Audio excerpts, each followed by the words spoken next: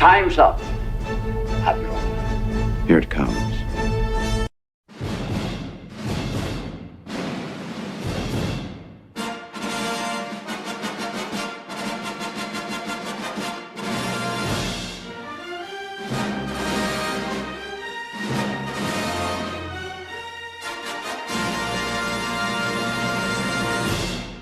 Fade in. If somebody's going to try to blackmail me with advertising, blackmail me with money, go f yourself. But go f yourself. Is that clear? I hope it is. Hey, Bob, if you're in the audience. What's the matter? Take yourself a great big bite of meat. Taste the pleasure of the highest quality pork around. Give me the meat and give it to me raw. There is nobody of merit there. It's for their new fan base. That's who D23 is for.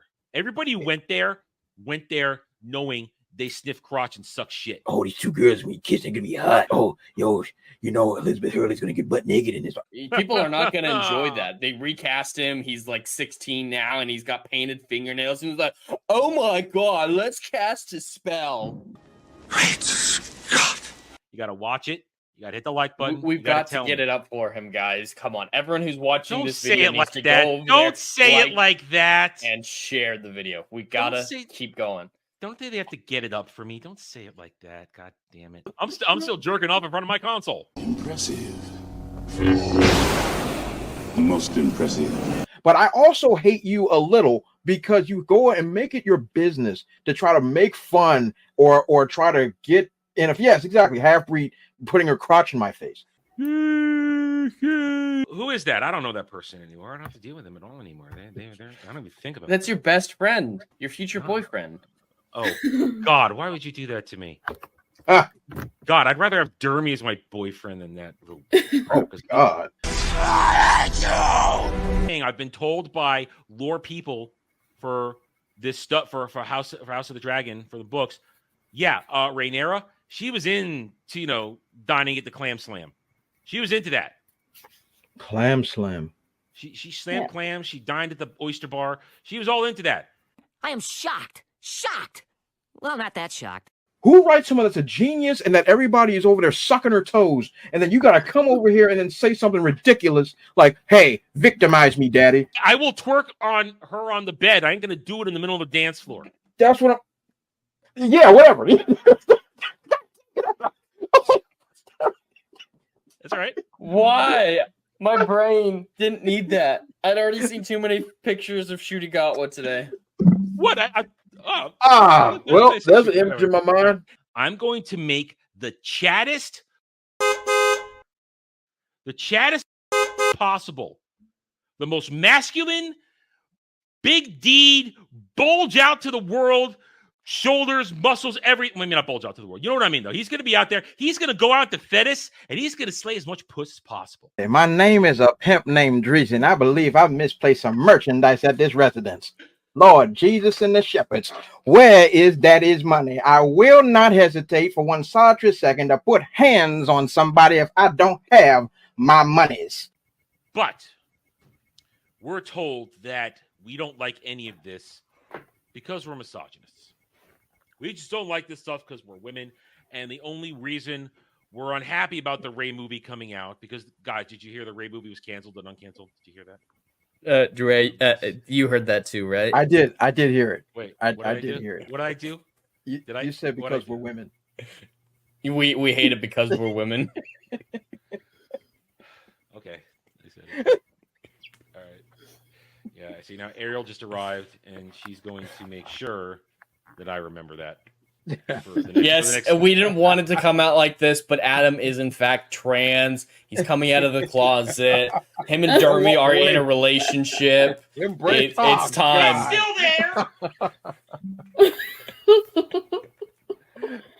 It's still there. I didn't say that. Well, you can still have it, but still identify as a woman. He's a she. He's a she. He's a she. But we don't want Revan touched. No. Agreed. You don't want anything good touched. No. Agreed. Yeah, because Disney Star Wars is a bad touch. It is a bad touch. Touches you in the bad place. It's a bad touch. Show me on the doll where Disney Star Wars touched you. I need a bigger doll. Oh God. There's no doll left. I'm gonna tell you, if I'm gonna tell you a story and the end result is gonna be me taking a dump on somebody's forehead, do you care about how we got there? Don't try to razzle dazzle me. We want to enjoy what we're looking at. We don't want sores and fat whores. Liar! No. Let me be as clear as I can. Ain't no colors in Scandinavia. Game over, man. It's game over. Yeah, you know what? This freaking existed. It exists. That exists. You just imagined it. I guess. Kind of hurts. I think it's physical. I'm colored. Shut up. And these tool bags wouldn't know quality if it walked up and motorboated them. Because, you're going to motorboat quality. Wait, what?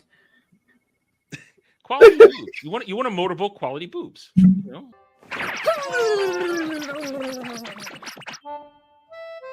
we go. All better now.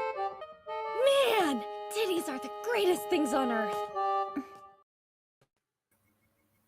I have no shame. None at all. Hi, everybody. Welcome to the round table where we hope to entertain you with our unique take of stuff. It's getting longer and longer. It's going to be... sometimes I keep things up, but that's the latest version because I want you to see. We have new people coming in all the time. They need to know what we get up to around here, that there are no filters and that we say retarded shit and that I routinely surprise you guys with some of the things I utter. We got a fun show, I think, this week. It's going to be one of those where we're going to touch on a few things here and there, but it's no direct topic. It's more of one of those themes and discussions. I want to have a discussion about certain elements of the current, I guess we'd call it the streaming entertainment world, because it's not cable TV. It's not television anymore. It's the streaming verse. Everything streams. And how the rules they've created for, I guess, checkboxing quality doesn't work, especially when your stand base is a minority of the actual viewing public and nobody watches shit. But we're going to get into that. But first. Hi, Jed. How are you? Oh, I had a whole intro planned. I had things I was going to talk about, but that clip with the boobs just floored me. I hadn't seen that before. That was just wild. And Dre, I love how he, embodied everyone's reaction. Just what the hell was that? But it's always great to be here. And I did survive the hurricane with no damage. For the people wondering, Joe Poseidon did not exterminate me. So I'm here. I'm ready to go. Talk about all the nonsense of the week and a lot of good stuff. I don't know if we'll talk about it, but there's a lot of crazy stuff in the news from the last few weeks, especially with Elon Musk and technology. That's not normally what we talk about, but I am following that and loving like the rocket, the main booster re-landing yesterday. Yeah, I saw that. That's like the final step to make the entire space launch process recyclable, reusable. Yeah. Hey, listen. Private industry history has proven private industry is where innovation comes from. Yep. Not your government. Way more innovative than NASA at the current day. And I love the idea that his robots are out there doing their thing right and everyone's scared. But I just want to point out, everyone would be a lot more scared if these were Boeing robots. So there is a little give and take about who's manufacturing them. And I am perfectly happy for a partnership with Japan so I can get my anime sex bots. Yeah, that's the important thing. I mean, hey, Elon knows what the people wants. He'll get it done. I mean, just imagine you get your favorite waifu just created from anime, plastered onto a sex bot, and everything works, and then she'll make you a sandwich. As women should. Yeah. Hi, Dre. Oh, how you gonna introduce me after that? Yeah, I'm good, man. I've had a pretty solid week. It's been a good week. I can't complain outside of iRobot coming to life. Outside of that, yeah, it's been pretty solid. Had a great interview with a great indie creator this past week, and that was really great. And I'm revving up for the next, well, technically 2025 tour cycle for Brutal Planet Comics. Hit up all the Comic Cons, East Coast Comic Con tour. So I'm starting to set that up. Nice. So I've had a very busy week. So, but it's been solid week. Excellent. Yeah. I does con season ever really end? It technically does. It seems to go on forever. Every time I think it's done, it's like, oh, here's another one. Okay, I get confused. Con season is like pro wrestling, if that's the best way. I can get that. I'm an old like how pro wrestling doesn't have a season per se because it's every week or whatever, but there's a major part of like spring and summer where all the major pay-per-views are happening. It kind of falls under that. There's see, I can understand that because going way back in the day, before there was a pay-per-view every month, there were 3 seasonally that mattered. When it came to WWE, there were 3 that mattered: WrestleMania, SummerSlam, Survivor Series. Yeah. And then Royal Rumble. And then Royal Rumble, in the beginning. So essentially kind of like that, except it's all kind of slammed in summer, late spring. Slammed? Early fall is like con season. Just gonna ignore me here. Keep going. Okay. I tried to catch him up. He just kept going. He's a professional, folks. He knows how to power through. All right. Well, that's cool. So you'll let people know what your schedule is going to be. Oh yeah. Absolutely. Excellent. Hi, Dragon Lady. How are you? I'm doing all right. Glad everyone's all right after that horrible hurricane. I've seen the footage, especially coming from Walt Disney World. That looked quite. We can that can get wiped off the map. Who gives a fuck? Yeah. Yeah, that's the best thing Milton ever did. You know, I mean, to Jed's point, because he was there, he's made it to me on several discussions. It could have been worse. Oh, it could have been a lot worse. Yeah. I mean, I was inland, but there was 0 damage to my house and to anyone that I knew. It was really not that bad. Was it? We got very lucky. Was it a Cat 1 or tropical storm by the time it hit you? It was still a Cat 1 when it hit us.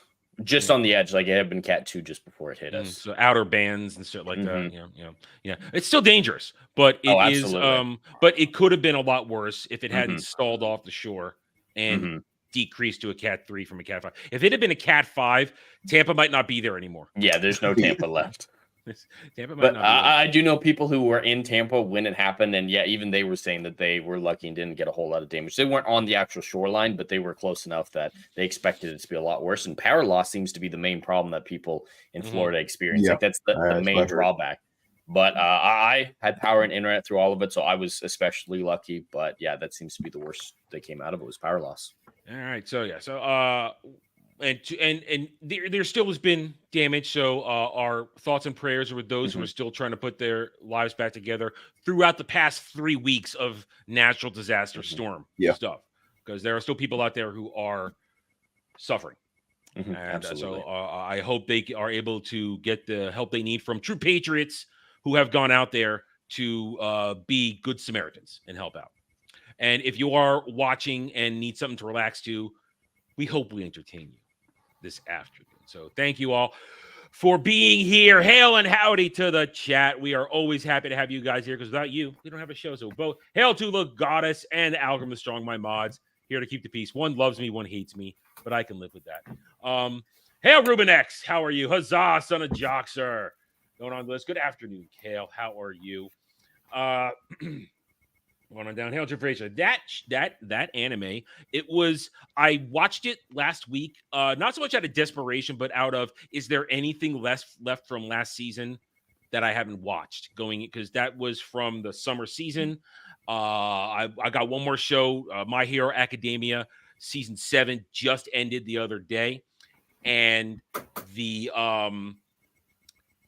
final season, they've announced that next season will be the final season. So, because the manga ended earlier this year, so I'm waiting for that one to compile, and then I'm gonna watch it probably at some point next week. But that is from the anime. Alia sometimes expresses her emotions in Russian.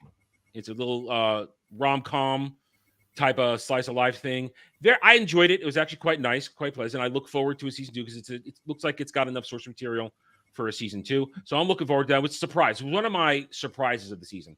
But when I saw that clip, I was like, I had just made fun of that. It had been Monday night, and I had just shown that clip to Gal and Samuel, talking about how I'm able to break Dre at a moment's notice. And it was funny. And then the next day, I had started watching this, and then that scene popped up, and I thought, wait a minute. I can make a clip out of that. Perfect. It's perfect because titties are the greatest thing in the world. So it's a good one. I recommend it. I will actually be talking about it in 2 weeks. We are almost in Anime Odyssey, October 31st. That's going to be a busy day. That's me banging my head against the wall, hopefully not too hard with Veilguard, and also Anime Odyssey that night. So I will be talking about that because our guest will be Brandon, the anime guy, who actually keeps up with in-the-moment seasonal anime, unlike Dermy, who's a lazy fat... It's too early to say F-bomb. So who's a lazy mother effer and only likes to watch himself. So we will be discussing, me and Brandon at least, what we felt our standouts and surprises were from last anime season. So tune in for that one. Going on down the list. Hello, Alex Vang. Welcome to the show. Hey, Static, who invites me on Thursday's weekend pregame, and decides to show me dark things. Pizzagate. Thanks, Static. I knew it peripherally. I had forgotten some stuff about it, but then took me down a horrible, very evil rabbit hole for that. Thank you, Static. To get Static along with me and others on Ball Busters every week. Hail, Sam 8000. These two hurricanes are government made. The Weather Dominator does crazy things. That's all I can say. The Weather Dominator does do crazy things. We need G.I. Joe. We need G.I. Joe to stop it. And then play hockey on a frozen lake for the peace of the Weather Dominator. Dre, you remember that, don't you? Oh, yeah. You're an old man. I remember. I haven't thought about that in a long time. Holy crap. That was like the premiere of G.I. Joe. That the Weather Dominator was the 3-part premiere because that's when they get shipwreck and they meet Snake Eyes, at least in the animated version. We're not talking comic books, but that was the premiere. That was premiere. So that's I think you're right. Wow. That was the 3-parter. The Weather Dominator 3-parter. That's what started it all. Just to sell toys. Exactly. And it worked. And it worked. Oh, it worked. Dude, my G.I. Joe collection was huge. I was the lucky kid who had a generous mom. The Flag, the Terrordrome, the General. I was that kid. Yes. Point and say I hate you. It's okay. Yeah, F you, Static. Well, how did everybody else out there? If you are not chatting and just watching, we thank you for being here on this busy Sunday night. We know it's football season. We know there's all kinds of other stuff going on. And if you've chosen to join us, we appreciate that. Hit that like button. Show your love. And let's get started. Okay, let's get down to the meat and potatoes right away. It was an odd week. We are existing in the fallout of what I look as the streaming era. Is that a fair thing to say? We're looking at the fallout of all the God, I hope you're right. Well, let me phrase it properly, how I want to approach this. The rotten seeds that streaming has sown since 2019, 2020, when it took its boom, when we were all locked in our houses, and they thought they had a forever captive audience that disdained physical media and this and that. No, it was the idea of streaming and batch drops and just handing out seasons randomly to people. That was never going to work. Is that a fair thing to say? Oh, seasons random. Go ahead, Jed, please. Oh, yeah. The biggest thing with streaming that I think never is going to work is the delay between seasons and how small these seasons are. And that's all part of this because, yeah, we're getting, Stranger Things every 2 years and there's like 8 episodes. That's everything Netflix does is 2 years, 8 episodes, and that's just not enough to satisfy their consumer audience, because that's what they want. They want consumers. Well, if you want consumers, you've got to give them consistent material, and customers, of course, want consistent material as well, but enough that they can parse through the good and the bad and what they want themselves. But there's just not enough consistency with any of these brands to make them of value. And so, yeah, 100%, the streaming model is going the way of the dinosaur. Even the ad-free stuff is going away. Like Netflix, officially, my Netflix account is officially an ad tier. They're officially offering that. They've been talking about that for years. They finally implemented it. And the worst thing about it, if those who don't know, some of it is tier locked now. So like the Bad Boys movies are on Netflix, but I can't watch them unless I have a higher tier. They're not available in the ad tier. Ooh, there's a bunch of random stuff like that. That is Peaky Blinders, a Netflix show, is tier locked. So yeah, they're trying. These are drastic measures, I think, on Netflix's part. I think ads should have been there from the beginning because that's the better way for them to make money. I don't like ads. I don't think anybody necessarily does, but that is the better way for these companies to make money. That's why cable was so dominant for so long, and subscriptions are not enough to keep these streaming services alive unless they're just merely licensing their content. But they're all trying to make their original stuff, and that's what's killing them. So I think these are just not quite death throws, but definitely they're throwing everything at the walls right now, like you're saying, because they realize that their model that they've been operating under the last 5-ish years is just not profitable. So I think fallout might be the better word than death throws, but it's definitely in that, all right, things have to change. They realize that they have to change. I mean, Dre, it's transforming it's going to transform. There's no doubt about it. Yeah, and look, I haven't had Netflix in many, many, many years. So I didn't even know. Holy crap, that is insane. That whole tier thing is crazy. Yep, just saw that this week. That is freaking crazy. But the model of the original, of the way it used to be, the batch drops and all the other great stuff that Netflix pretty much cornered the market on, at the time it was sustainable because Netflix had so many licensed things that they had that everybody was giving them money. Universal, Disney, whoever, everybody was giving them money to be on their streaming service. But you're right, Jed, you're 100% correct. You beat me to the punch. The whatever, fill the brand, Disney Plus, Hulu, Netflix, originals. That is definitely what is the ultimate killer of all these streaming services, because there is no instant return of money, period. There's no ifs, ands, or buts. If you spent, let's just say lowball, $100 million on an entire TV show that is 8 episodes, 8 episodes for some bizarre reason, where are you going to get revenue from that? I have no clue. Disney Plus is a black hole. They have never made a profit on that ever.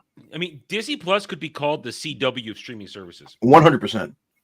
Never made a profit. No money ever made. A lot of schlock pushed out. Nothing really made. Once in a while, maybe something of sort of quality, but quickly diminished by and the diminishing part of it is you cannot recoup the money. Period. There's no ifs, ands, or buts. There's not enough. Let's just say logistically for a second. There's not enough people on the planet to justify making $100 million joints that will not make you a dime. There's not enough people on the planet to start imagine making a new show every, let's just lowball, say 3 months. You drop a new show and you've already got, and that's highball, 500 million subscribers. Okay. You're going to need another, 300 million subscribers to justify its existence? That's crazy talk. It's unsustainable. The Acolyte could have been the most successful, most highly watched show in the history of humankind, and it still wouldn't have made money. Yeah, that's it, and that's the point. I want you to. We're sort of going to steer away from most of this because I'm going to come back to it when at the back half of the show. But this is kind of the theme I want to talk about today, because these people who are in charge of these streaming services don't understand television. They don't, especially when you look at Disney Plus, who were noted to say years ago, we're hiring movie people to make television. They don't know. I mean, they even don't understand. Jed, you are familiar with how British television works. When they put a series out, they're usually anywhere between 8 to 12 episodes. Nowadays, yeah. I mean, Yeah. but I forgot we do have a Brit here. God damn it. Yeah. I went to Jen because he watches Doctor Who. That's why I went to Jen. I'm sorry, Dragon Lady. You can confirm. Wow. Yeah. Point and laugh at me on that one. Point. No, I'm okay. I will accept honorary British status. Okay. I'm an English. All right. She was so quiet. I forgot she was here. Sorry. No, Dragon, you can confirm that that's been the standard of British programming for a long time. Short series. Yeah, usually sometimes around about 6-10 episodes, depending on the kind of series you doing, whether it's a sci-fi or period drama, it's usually around about then. Our stuff's quite short in comparison to, say, something from the US, which is usually 22, 23 episodes long. But short, but they usually are cramming a lot. I mean, we're just talking hour plus episodes in some cases. And they put a lot in there. And also, especially with period pieces, like on my shelf, you can see I got Nabby, I got Poldark, the highest quality of production value, just tip of the top. But here's the thing: they did those short series, but guess what? It was still every year. There was not 2-3 years. You had it. Yeah, and the thing was, the other day I was watching the 95 TV version of Pride and Prejudice, and again that was like 6 episodes. 6-7 episodes, something like that. And each episode was around about 45-50 minutes long, and they were cramming quite a lot in it because they were trying to be as book accurate as possible, as well as quite a lot of other things in it. That's the thing. I mean, to use Poldark as an example, it's not a perfect adaptation of the books because I've read some of the books. I've never read them. I've heard of them, but never read them. I mean, the series itself, we're talking the current series, not the one made in the 70s, the one with Ross and my friend keeps trying to recommend me it's outstanding. I mean, you only want to watch the first 4 seasons because season 5 is basically made up shit based on some notes, because what happens is the first 4 seasons are basically they go at a pretty breakneck pace at adapting 2 books per season, but it sticks to the main points. Did they leave stuff out? Yes, they left stuff out for the purpose of adaptation, but it's still a true adaptation. It gets all the right points. The characterizations are brilliant. They are impeccable. Everybody is fantastic in it. The performance is great. But when you get season 4, at the end of season 4, the event season 4, there's then a 10-year time skip. And they canceled the show because stupidly, because there's another 6 books after that of material. Wow. And I'm reading them very slowly. I go back to them every few months and I read through them and I keep reading them, because what happens is the children of the families start to take a more center role because they're reaching adulthood or near adulthood where they can have actual stories. And the commentary was, well, we're afraid that people will be so used to the old characters they won't welcome new characters. No, I hate it. A few times and some stuff is like, yeah, we're just gonna skip this, and it's like, hang on a minute, why are you doing that? The thing is, Winston Graham, he passed away. He is no longer with us, and his family are the ones who they work with and they made these shows. The main characters, Ross Poldark and his family, they're and others around him, they're still active in the later stories. They still have their own arcs. It's not like they disappear. They're just older. So it was a foolish thing to do. They could have made it all. They could have continued. But so if you ever do watch it, you stop at season 4, don't get season 5, and then read the books. It's kind of like manga with an anime that kind of pulls up short. Go read the manga. Spotify keeps recommending me the audiobooks because I keep listening. That's the way you want to do it. Dramas. That's fine.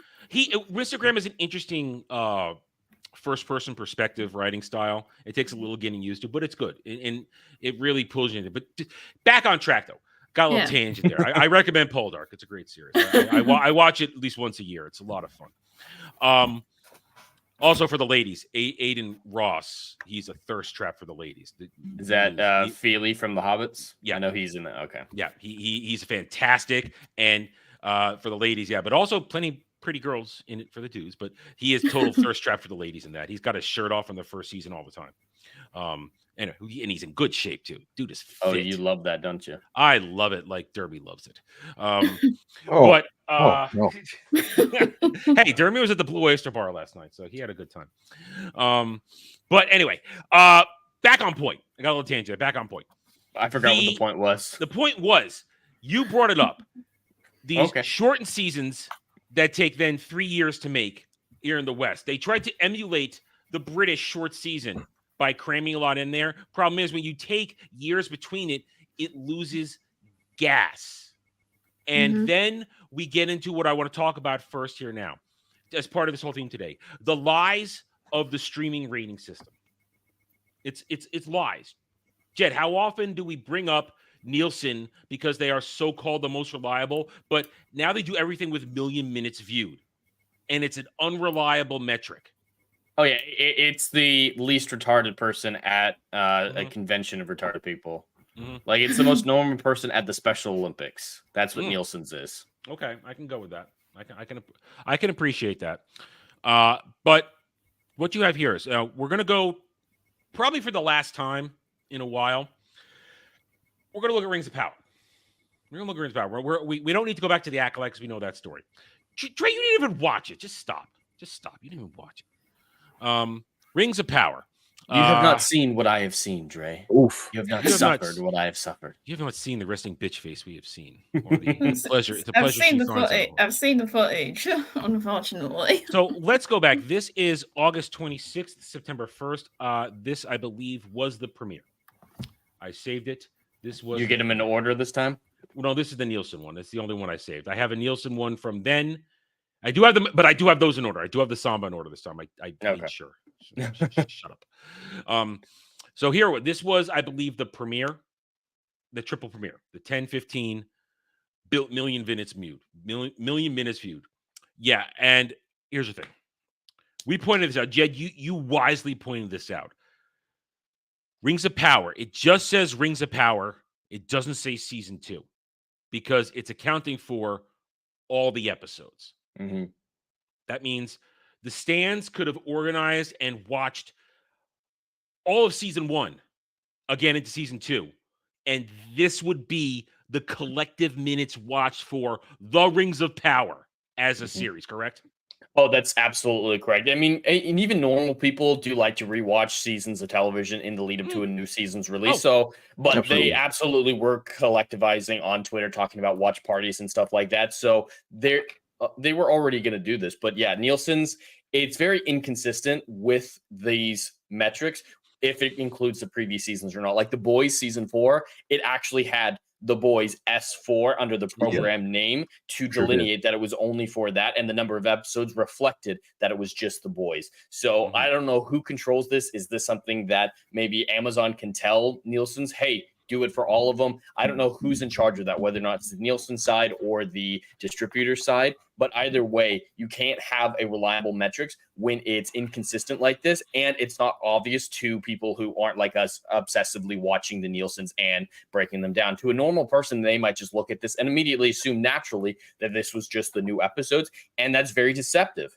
It's incredibly deceptive. Yeah, Stan automatically say, "Oh, look, it's successful. How can all these chuds and toxic nerds say that it's failing when it's topping?" And I'll have a tweet to show it's number 1 on Amazon Prime.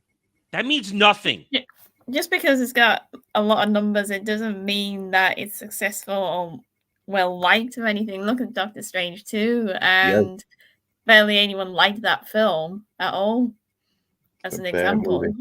Yeah, viewership doesn't mean success automatically, but it's often a very good metric. But this metric is so broken that we can't really tell success. What we can do is assume, for the sake of argument, that Jennifer Salke, when she said that the Rings of Power season 2 over the first month and a half of its release achieved 55 million views. We're gonna get to that. We're gonna get to that. All right, we can assume that's true. I don't believe it, but even if you break that down, she says engagement.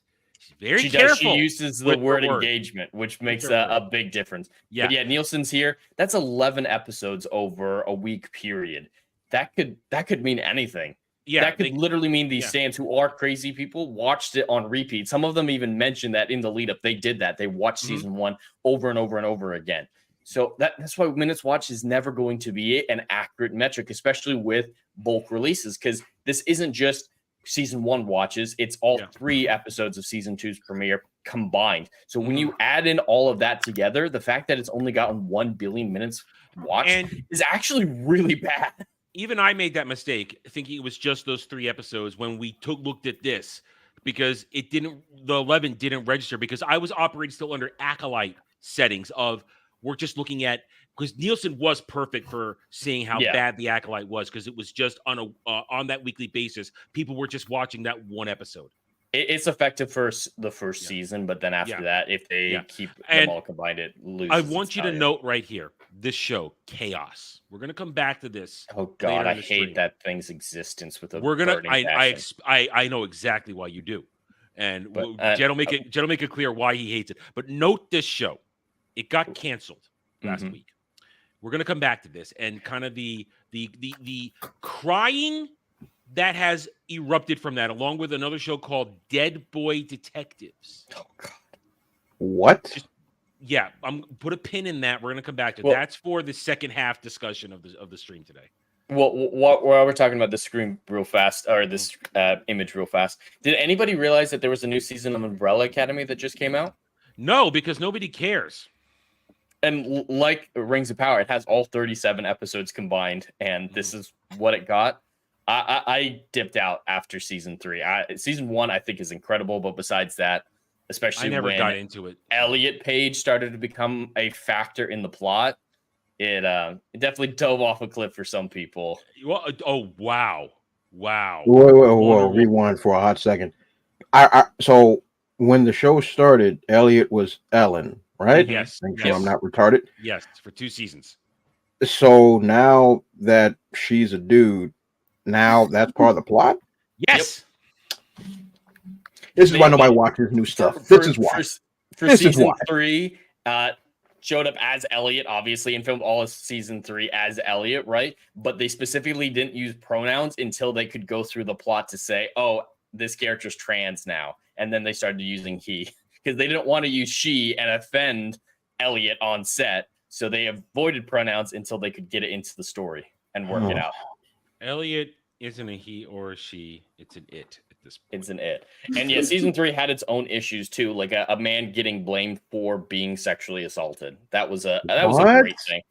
And the woman who sexually assaulted him played the victim and got mad at him. She has mind control powers. I remember that. Yeah. So yeah, Dre, one of the characters in Umbrella Academy, she has mind control powers. So she mind controlled this dude to have sex with her without his permission, and then got mad at him for having sex with her. And yeah, he was obviously distraught from it. He was obviously distraught from it, but it was very much like, I'm such a bad man. Why did I do that? Wait. So she takes control of his mind, which is Mind SA. Let's get that out the way. Yes. And then proceeds to have her way with him.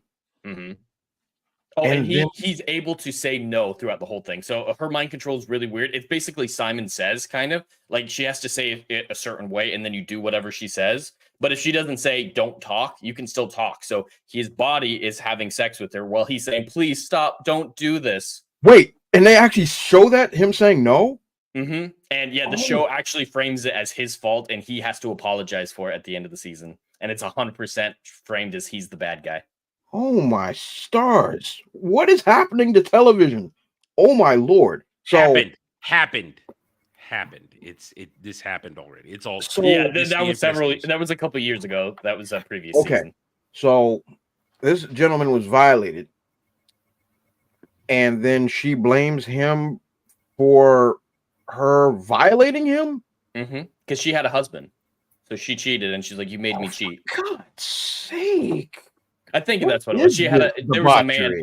Believe all women involved, and she had a daughter with the previous man, and yeah, it's all women nonsense. What So what has with- happened to morality? Jesus Christ! Oh, it's gone. It's gone because of the degenerate trans movement. Oh my goodness The gracious! indoctrination, the not so secret agenda. That's where morality went. So, my point in saying that all was just that, Elliot Page was not the most controversial thing of Umbrella Academy season 3. So I'm not surprised that season 4 just fell off the map. But there's the thing. These things are good. So we'll come back to some of these shows as I mentioned. So that was just our snapshot when Nielsen was able to first cover it. Now, I have a couple different references here. Jed has already seen this. I'm going to start with this one first, though, because we will go to Samba. Now, Samba is, as we would say, a more accurate representation right now in this single case. Yeah, in comparison to each other, yes. Yeah. Oh, and to give us as one would say, when you're doing statistical analysis, you look for snapshots in time, which is why you get a proper sampling size. You adjust for any sort of percentage of right or wrong to allow for variables and this and that. You count for outliers. So Samba is a snapshot in time. Usually that is only good for comparing against Samba, like 9 times out of 10. But in this one case, when you come to Rings of Power season 2, it is the snapshot of season 2 because it's only tracking season 2, and its sampling size is a legitimate sampling size of people who are watching this stuff on their smart TVs or on Roku sticks or whatever, stuff like that. And So, I do have to say, I think that is probably one of the largest groups of people, especially in America, watching it. Definitely now. As weirded out as I am by it, because I don't like my TV being smart. I've been on record saying this. I've gotten into arguments on other streams, whereas I don't. My TV should just be there as a window to other shit I'm doing, not to act on its own and be smart and connect to the internet. I don't like that. I don't like it. This thing is turned off to the internet right now. It is not turned on. I do not have the wireless turned on. Oh, you haven't turned it on? Same here. I know some people said slap that hat off your head one day. Yeah, some people said that it's great you can have YouTube on big TV, big screen and the TV, and it's like I'm quite happy with it here on my laptop. Thanks. Well, I like a big TV because I will watch my physical media. Yeah, I like TVs, but it's just YouTube. I don't really want YouTube on my TV. I'm quite happy having YouTube on here. I would do YouTube I've done YouTube on the TV before, just as an experiment. But usually I'm actually doing other stuff, so I like it here when I'm doing this. Point is, Samba is an accurate snapshot of people watching a single season in the moment. It was it was mostly accurate for Acolyte, but I think it's the more accurate measuring stick for Rings of Power. So let's bring up, this is the same week of the premiere. It dropped the premiere at number 7. Then it got to 5. Go ahead. Oh, I was just going to say, it's doing horrendously bad, but then we look at the things that actually beat it out. Mm-hmm. Every time we do this, I don't recognize half the stuff that's in the top 5. No. And you'll notice a trend on here. No Disney Plus things chart ever on Samba. That shows you that nobody is watching it out of choice, on at least with enough note to rank on Samba. So it started at 7, went up to 5. So it makes it into the bottom of the top 5 with episode 4. I can understand that because there's let's see how this goes after its initial dump. But then, whoops, drops back down to 6. I can zoom in for that. Drops back down to 6. I just love there in that last one, The Secret Life of Mormon Wives beat it. That's just hilarious to me. I don't know if anyone else thinks that's funny, but I die every time I see that.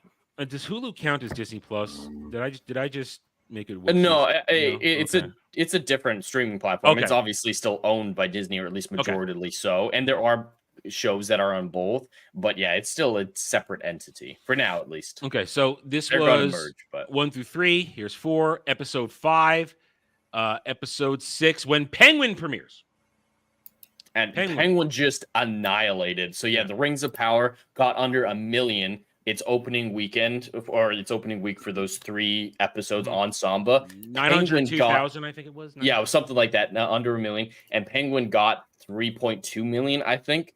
That is a massive difference for obviously 3 episodes versus 1 episode. Penguin just blew it away. And I can't believe it, honestly. The Penguin did so well. People I'm are very enjoying happy it. for the people enjoying it. It's Have not fun. for me. I don't care. Absolutely. Yeah. I mean, I don't I care want about... it to beat the shit out of pretty much everything else on television. It's just not made for me. So I'm happy me for neither. its success. Yeah, I'm not interested in Matt Reeves' Batman at all. I'm not interested in that universe. So, but if you're having fun with it, fine. And notice what I think I mentioned this last week. The people who like Penguin, they're not obsessively telling you to watch it. They just say, we love it. You might like it too. And then they leave it at that. Yeah, I haven't seen any stands like sexualizing him or something. So that's a plus in my Jay book. Fraser brings up my next point. Max, a substantially smaller platform, which consistently gets better views. Yeah, because HBO used to make television, and they've retained people that know how to make television. Like it or not, House of the Dragon season 2. Well, I expressed a lot of disfavoring opinion with how that season went in terms of storytelling, this and that. Structural wise, 10 out of 10. They know how to. The show was produced and put out there as a proper television show with production value, directing, and all that stuff. They know how to make television. All these other ones don't, especially Disney. They don't know how to make television. So here we go. So Penguin comes out, destroys it. Back here. There we go. Then this is the penultimate episode of Rings of Power, barely hanging on. And then we have the finale, which, it went back up, but that's a finale thing. Yeah, that makes sense. Things go back up for finales because sometimes people will go out there and will watch the car wreck out of curiosity. Now, we note there is a Disney Plus appearance here on the last one, but that's a movie that was already in the theaters and had an established fan base. That's the only thing that ever trends on Disney Plus. The only things that move the needle are their movies getting added. Yep. So this is an accurate, in my perspective, in my opinion, this is an accurate telling of Rings of Power Seasons 2 reception by the world. Middling to almost not caring. Because right here, it's almost off with the penultimate episode of the season. It's almost off.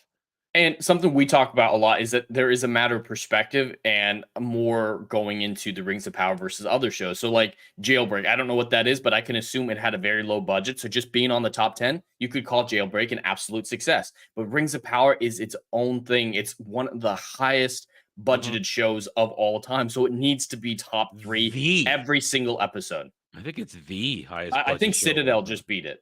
Really? Okay. Yeah, that's my understanding is Citadel beat it. But regardless, Citadel's expensive as all hell. But that's the thing. When you invest a certain amount of money, you're investing in a certain amount of success. That's the idea behind this. So these other shows that I've never even heard of that have low budgets, low marketing, and are a lot easier to manufacture, these are absolute successes, even if they're below Rings of Power on this list. But Rings of Power was designed to be 1-2 slot every single one of its episodes, and it doesn't even come close. Now, so this is an abysmal failure for this show, and I don't feel like that's too complicated for people to understand, but apparently I'm tricking people by saying, hey, different shows' success means different things for them.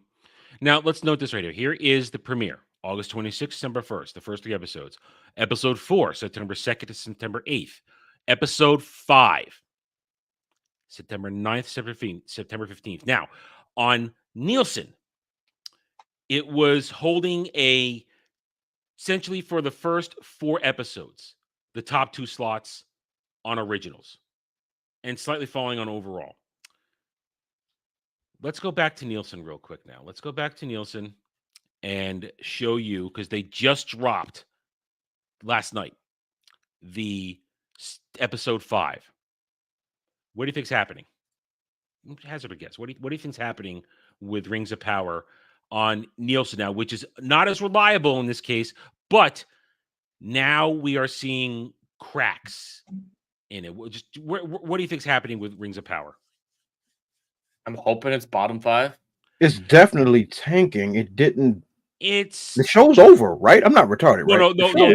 This is tracking for episode 5. So by the week number. Okay. Yeah, Nielsen's always late. We're always like a month behind. That's right. On stuff. Yeah. So all right. So here is episode 5. We to note episodes 1 through 3, the premiere, and episode 4 maintained a high ranking on overalls. Episode 5. 747.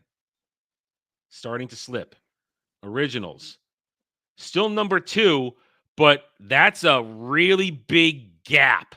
Oh my! Holy the hell! Perfect couple. I don't even know what that is. Nearly 2 billion. That's insane. With 6 episodes. Holy hell! I mean, now again, they dropped 6 episodes. Binge, batch, watch. People were gonna dump it in there, but this is now suddenly Rings of Power season 2 is starting to even out with people not watching season 1 and just maybe tuning in for the immediate episode. So there's a real chance that the drop-off will continue to happen. And notice now, after 3 weeks later, look where Chaos is. It was up that here. Thing needs to burn in hell. I'm glad well, it is failing. burning in hell. It doesn't exist anymore. It's done. So we talk about this stuff. So Nielsen is unreliable, but even being unreliable, you can see a drop-off, especially with something that people are actually apparently watching. Drastic difference. Now, Jed mentioned it. Jennifer Salke, head of Amazon Prime Video. Very proud to talk about over 55 million people engaged.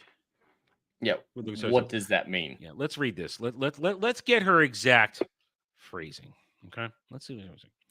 In an interview with Variety, Salke was asked, how have you found the reaction to season 2?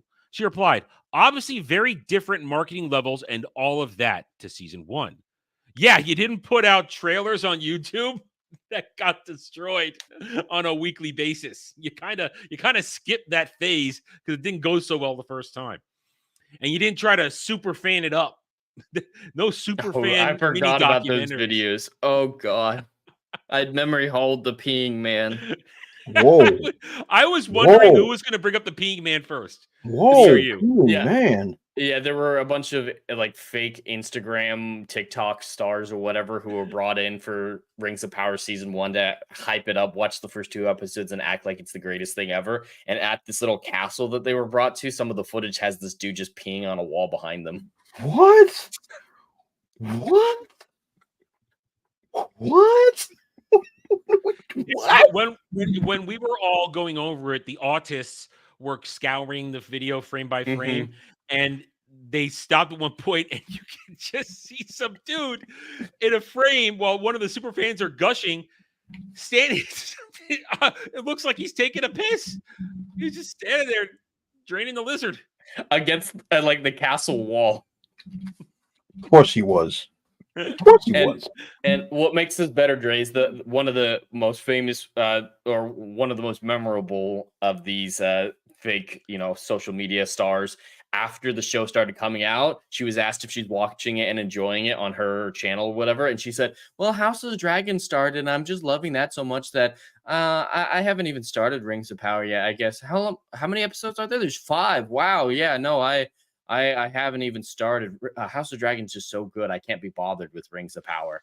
But in the video, she's acting like it's the greatest thing since God invented women. Yeah. Yeah. We're in deep trouble. Lord Jesus. All right. So of course there's a different season 1 because you barely marketed this. They marketed it on Twitter to the stands who touched themselves repeatedly over all the shipping that was going to happen. But that being said, over 55 million people at this point have engaged since season 2 launch. So this interview was given about 3-4 days ago. We could say it probably happened on October 9th, and they released it on around 8th or 9th, October 10th. So the series was over at this point. Season over. She's saying over the lifetime of season 2, 55 million people engaged. Guys, can we hazard a guess how many people on Amazon have Prime? Let's go on. All of them. No, I don't. I'm one of those cheap motherfuckers who will make sure he gets the $35 minimum to get free shipping. I don't give them my money for Prime. I will Adam, you get my cheap free bastard. I use other people's Prime. This is my hey, I have a big nose for a reason. Okay. See, I'm facts. and look, and I'm the moron whose Prime everybody uses. Everyone needs a sucker. Everybody does. Every minute there's a fucker. Can I use your Prime now, Jerry? Can I use your Prime? Why not? Everyone else does. Well, see, in all seriousness, though, Amazon Prime. If everybody actually on Prime watched everything on Prime Video, Amazon would win because they have the biggest install base. Netflix is the winner of the streaming war because they're the OG. But if Prime actually tapped into its audience who are just people who buy shit and have Prime and therefore get Prime Video, they would win hands down because we're talking hundreds of millions of people, not just 150 million like Disney Plus or how much Netflix? A couple hundred million? They're definitely the 100 million. Yeah. It's more than absolutely. Yeah, but we're talking hundreds of millions of people because Amazon has its roots in around the world. It's not just the 300 plus 50 plus million people in America, but every other population densely congregated around the world has an Amazon their suffix for their nation, their country built in, and people use Prime. I don't. I'm an outlier because, like I said, I'm a cheap bastard. So I will not do that. But they have a built-in thing. So everybody watched it. You should have off the charts. I don't understand how they make any money off of Prime Video. They don't. They don't. It's not vanity. One dime. It's vanity. It's totally. It's vanity project is a good way of putting it. Rings of Power, especially, is vanity project. But just think about this number for a minute. 55 million over. I looked at the original article. That's over the 34 days. So 34 days, 55 million engagements, whatever that's supposed to mean. That's 6.8 per episode. So let's say those were views. If you go even, if you break it down evenly. Yeah, evenly. I mean, trying to be as fair as we have the ability to be, but that's 6.8 per episode, consolidated to some of them up to the month level. So that's actually really bad. Even if engagement, she meant views, that's 6 million in a month for some of these episodes. And that's not the win she thinks it is. So it's so she says 55 million to gain season 2. Like you said, that's a lot of problems there. Of note, Salky does not claim the show was viewed 55 million times. She claims 55 million people engaged with the show immediately after noting how season 1 and season 2 had different marketing levels. Now, what does engagement mean? Because that has different definitions. Yeah. What does engaging with a show actually mean? Does it mean anyone who served an ad promoting Rings of Power season 2? Does it include people who never watch a show but might have watched a YouTube video from Nerdrotic discussing how terrible the show is? Or me? You could watch me too. And Jed. Does it include page impressions on the Rings of Power's IMDb page? It might because Amazon owns IMDb. There you go. It could 100% be how many people looked it up on IMDb. Does it include people who fell asleep watching something on Amazon Prime and having it roll over to Rings of Power, which I had people who I stream with, including Static in the chat here, say it will roll it over before you can stop it? Is that engagement? For season 1, they talked about a view being counted as clicking on the Amazon page, not even opening one of the videos, not even opening one of the episodes, just looking at the Rings of Power banner where it has like the episodes listed.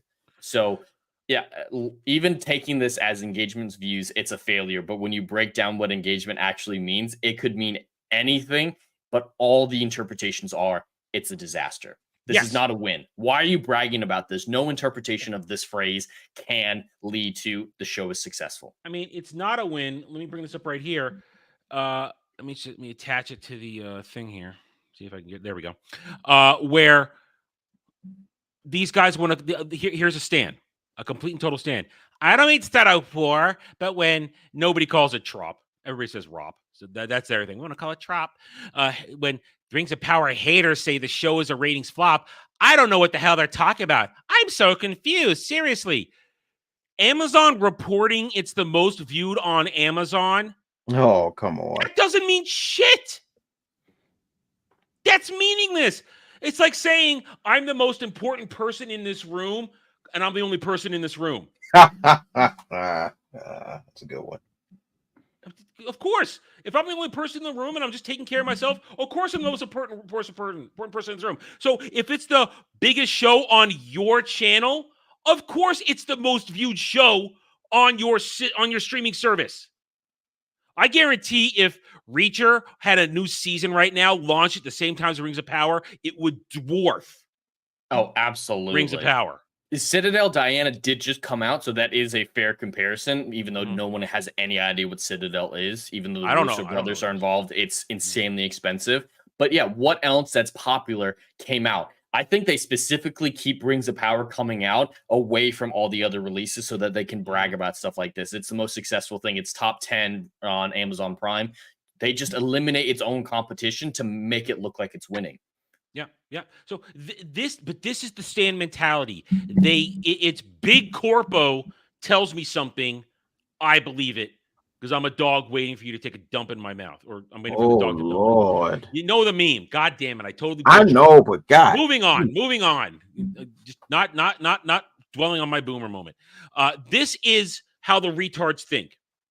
So it's no surprise that she'll say 55 million people watched, and combined with you hear the word million, millions, billions. If you are an idiot who just listens for hot keywords to trigger pre-programmed thoughts in your stand drone NPC mind, so you hear that stuff, you think, oh, there you go, winning. But you don't do research. Bart Place says right here, nevertheless, she continues. If you look at the long-term trajectory, which is how this company looks at an asset like that, this is a long-term investment in that franchise. She then declared that there's well over 150 million viewers watching and engaging with the show. Where does that number come from? You just said only 55 million people engaged.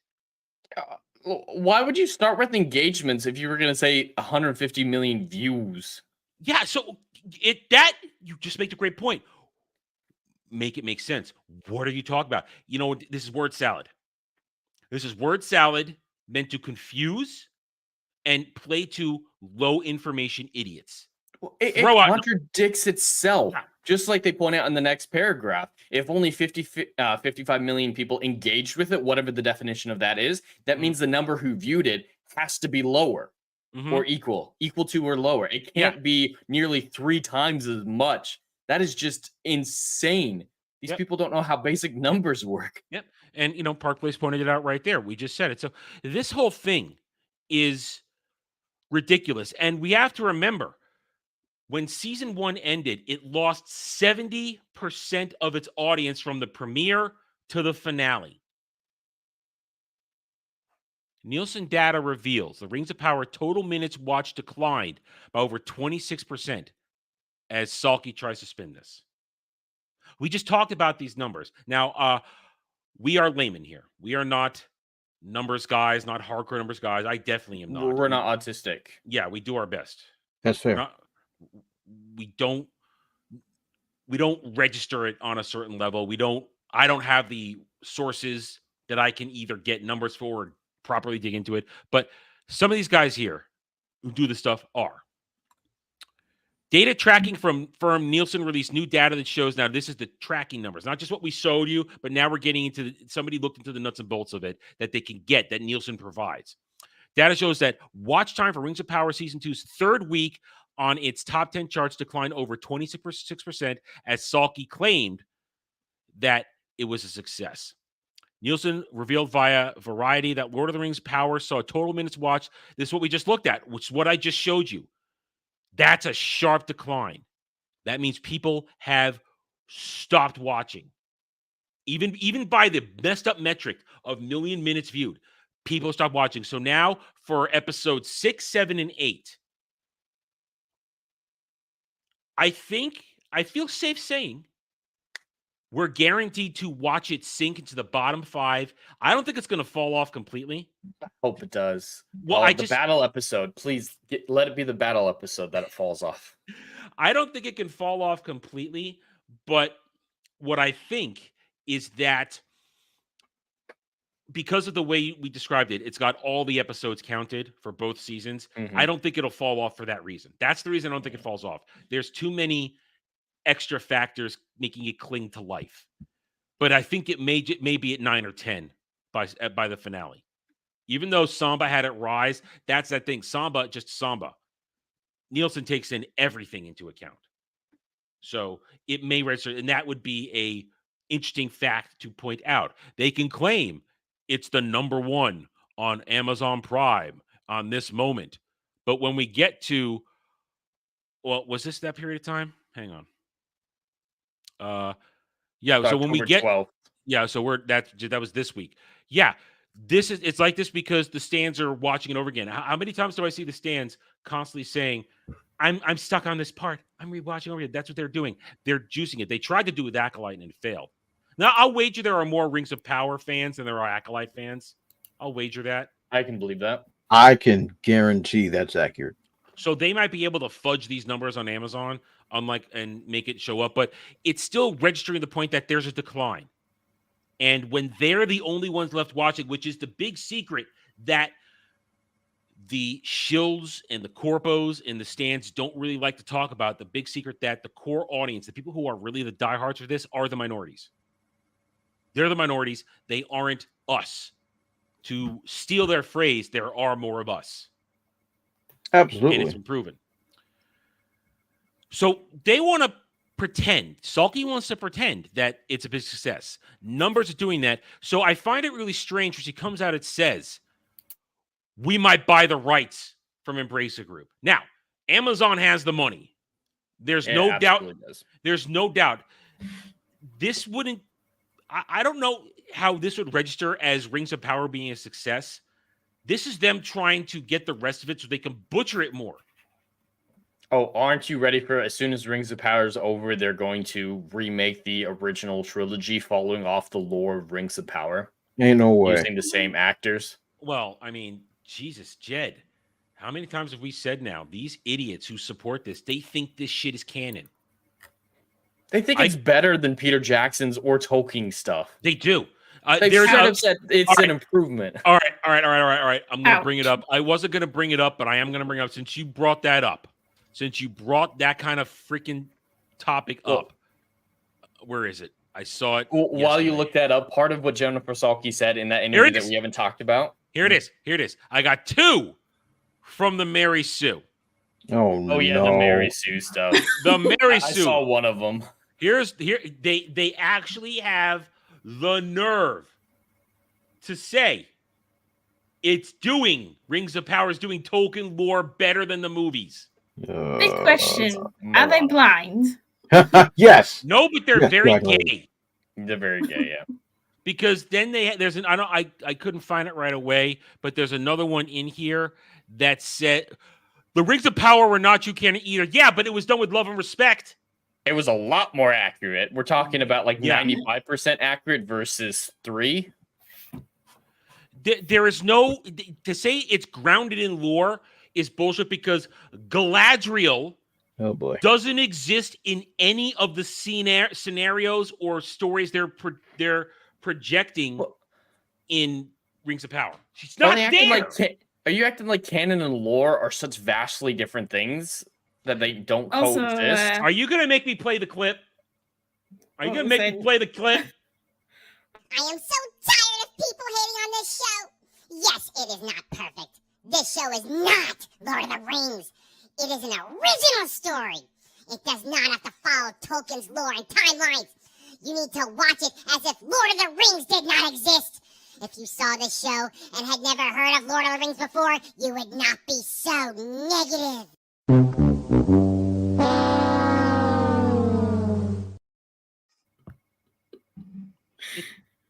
I thought you were going to show the clip when Elrond was kissing his married mother-in-law. I don't have that clip. What's the matter with you? I'm not a degenerate. Jesus Christ. Not really. No. There's another article in here where they use this particular screen cap saying it's okay to ship that shit because it's hot. Oh God! I have that one for you. You have that? Bring it up. I couldn't find it fast enough. Bring it up. Yeah, bring it up. There was a reason why I was watching the first Lord of the Rings film the other day, just to get my mind off that clip. Yeah. It's and off all what? that. Yeah. It's hot. What are we doing? It makes abuse is not romance. I am so confused. Even The American culture is so broken. Our culture is so broken. On one hand, all sex is sexual assault on one side, and on the other side, it's hot if you beat me if I want to be beat. Yeah. What is happening? Yeah.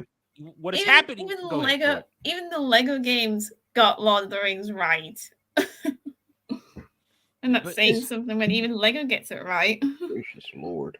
Here's the thing. Lord Jesus, send the meteorite. I'm ready. Dre, does this look like the Lady of Light, the most beautiful of elven women? You know, woman of poise and grace. That woman reminds me of this white woman I met at in North Carolina, and I was at the Kroger's, and she thought that I wanted watermelon when I walked in the front door. You want some watermelon and grape soda? Yeah. And I did, which was the bad part. That I actually did want it. So she was kind of right, but still, she shouldn't have said it. Yeah, this is the same chick right here. Oof. Oh Oof. God. And that's her face as she's trying to convince someone to join her side or like to side with her against Sauron. Yeah. Now I don't know who this actress is. Morfydd Clark. Is she just bad in everything she's in, or this is the only thing we've ever seen her in? Okay. Yeah, I haven't seen her in anything else. But Dre, with his face here, which just I don't know what type of emotion that's tried to sell. Does this look like he's about to skewer her with a crown? Jed, use the right word. Penetrate. Penetrate's a fun word. So the Stans thought all of this scene was sex. They saw it as sex. Well, do these people not know what sex is? They might all be virgins. Because this ain't it. Well, we're talking about people who have serious sexual orientation and gender identity problems. And I'm not talking, and when I say sexual orientation, I don't mean, a dude who likes a dude and a chick who likes a chick. We're talking about people who think that they're non-binary and they don't know how to play with their holes and shit like that. So, Jesus Christ. There's a clip. There's a new clip right there. God dang it. I always get you. I always get you. You never know when it's going to happen. Well, everyone who's curious about this scene needs to go to Shadiversity's channel. He did a sword fight breakdown of this, the choreography of it, because Dre, that crown he's holding is his primary weapon through this fight. He's using a crown to fight Galadriel with a sword. He has a sword too, but he primarily uses this crown, and it's the same crown that killed him 1,000 years ago. So is that okay? So is he using the crown as a gauntlet? No, or it's kind of like an offhand. He's flipping it it's around. He's dagger. doing all sorts of things. He's her sword, like he slides it onto her sword and spins it, twists it. I gave them too much credit. He's That's using my like an mistake. offhand dagger is what he's doing. He's got a stupid sword, and he's got the stupid key sword in the other hand. He's using this offhand dagger. The entire fight is ridiculous. A lot of spinning, a lot of faux, a lot of plastic-looking armor, a lot of ninja kicks and flips. Retarded. All right, but Ruben X, there's no such thing as canon in Tolkien's lore. That's what a Tolkien scholar said, so it must be true. All right, hang on. I don't want to live on this planet anymore. This is relevant in the moment, so I have to show it. I'd rather wait, but no. Samuel for $5. Adam definitely has the Fosist and Elrond clip, but he only plays it when he's alone. Nice. Yeah, thanks, Samuel. I'll make you listen. I can make him pay for that on Mondays. I can find a top 10. You play with fire, Samuel. You know I can find something. Thank you, Samuel, for $5. We'll see him on Monday. I'm on Mondays. God damn it. I'm stuck. Oh God. I wouldn't be surprised if washing machines just suddenly started existing in Oh, Middle Earth just so Lord. they can do that. Well, here's the thing, joke Altana. We say fanfic, but I always try to make sure I remember to say bad fanfic because that's what all this stuff has in common. Whether I pointed out multiple times in our previous sessions. Rings of Power has all the hallmarks of the worst types of fan fiction, bad fan fiction, self-insert fan fiction. That is the worst type of fan fiction you can do when you take yourself and you place yourself amidst the main characters of the story and have you kind of take over and influence things and push storylines and be the hero in the end, or at the very least have a moment where you're interacting, you change something for the heroes. Without your actions, it would be different. Guy Ladriel is a self-insert for a lot of different people involved in this. Ethnically ambiguous Astrid was definitely a self-insert by some of these female writers who wanted to get effed by Isildur. Which is weird. That femboy should not be effing anyone. So the whole thing about this is that, the real fanfic writers have respect. During my fanfic years, when I was working for doing Lunar stuff and Tenchi stuff under my pseudonym, I respected the hell out of it. I either created nothing was there was one sort of self-insert for a chick I had the hots for. She was the model of a chick, but that was different because I was a horny teenager. But these people are still horny, acting like teenagers. So they're also childish adults. Adults. But when you're actually taking something serious, like I took when I got to Tenchi stuff, I took it more seriously. There was the original characters I created had nothing to do with me. They were just original characters to expand on stuff. The real characters were still the actual characters pushing the story. And if I created new characters, they were still directly tied to them. But again, not a self-insert, as opposed to other people who will self-insert and do that. So that is what bad fan fiction is. So I do my best to say bad fan fiction with respect to real people who write actual real fan fiction out of respect and love and passion for that stuff. It's hard to be clear with stuff like that. But Dre, I do want to just do one more thing with this image. So you see how long those spikes on that crown are, right? The ones pointed at her? Yes. So do you think someone who's being portrayed as these elves in this show aren't like the magical Tolkien elves you would have seen in Peter Jackson's? These are basically just long-lived humans. That's what Galadriel is, besides, she's the bestest ever at everything. So she, right here in this scene, gets stabbed to the hilt by these two spikes, right? Goes all the way in. See how far both of these all the way in. That's a good. So she got pinned to the tree, I'd assume. And then there's a cliff right off screen that you can't see that she falls down. Adam, would you say that's about 1,000-foot drop? Maybe more like 300 to 500. I don't think it's 1,000 foot. All right, we'll go with 500 because it looks pretty far. She falls down that, but the tree broke her fall. A tree broke her fall, and she's basically fine after all that happening to her. Whereas, so she gets penetrated deep, double deep.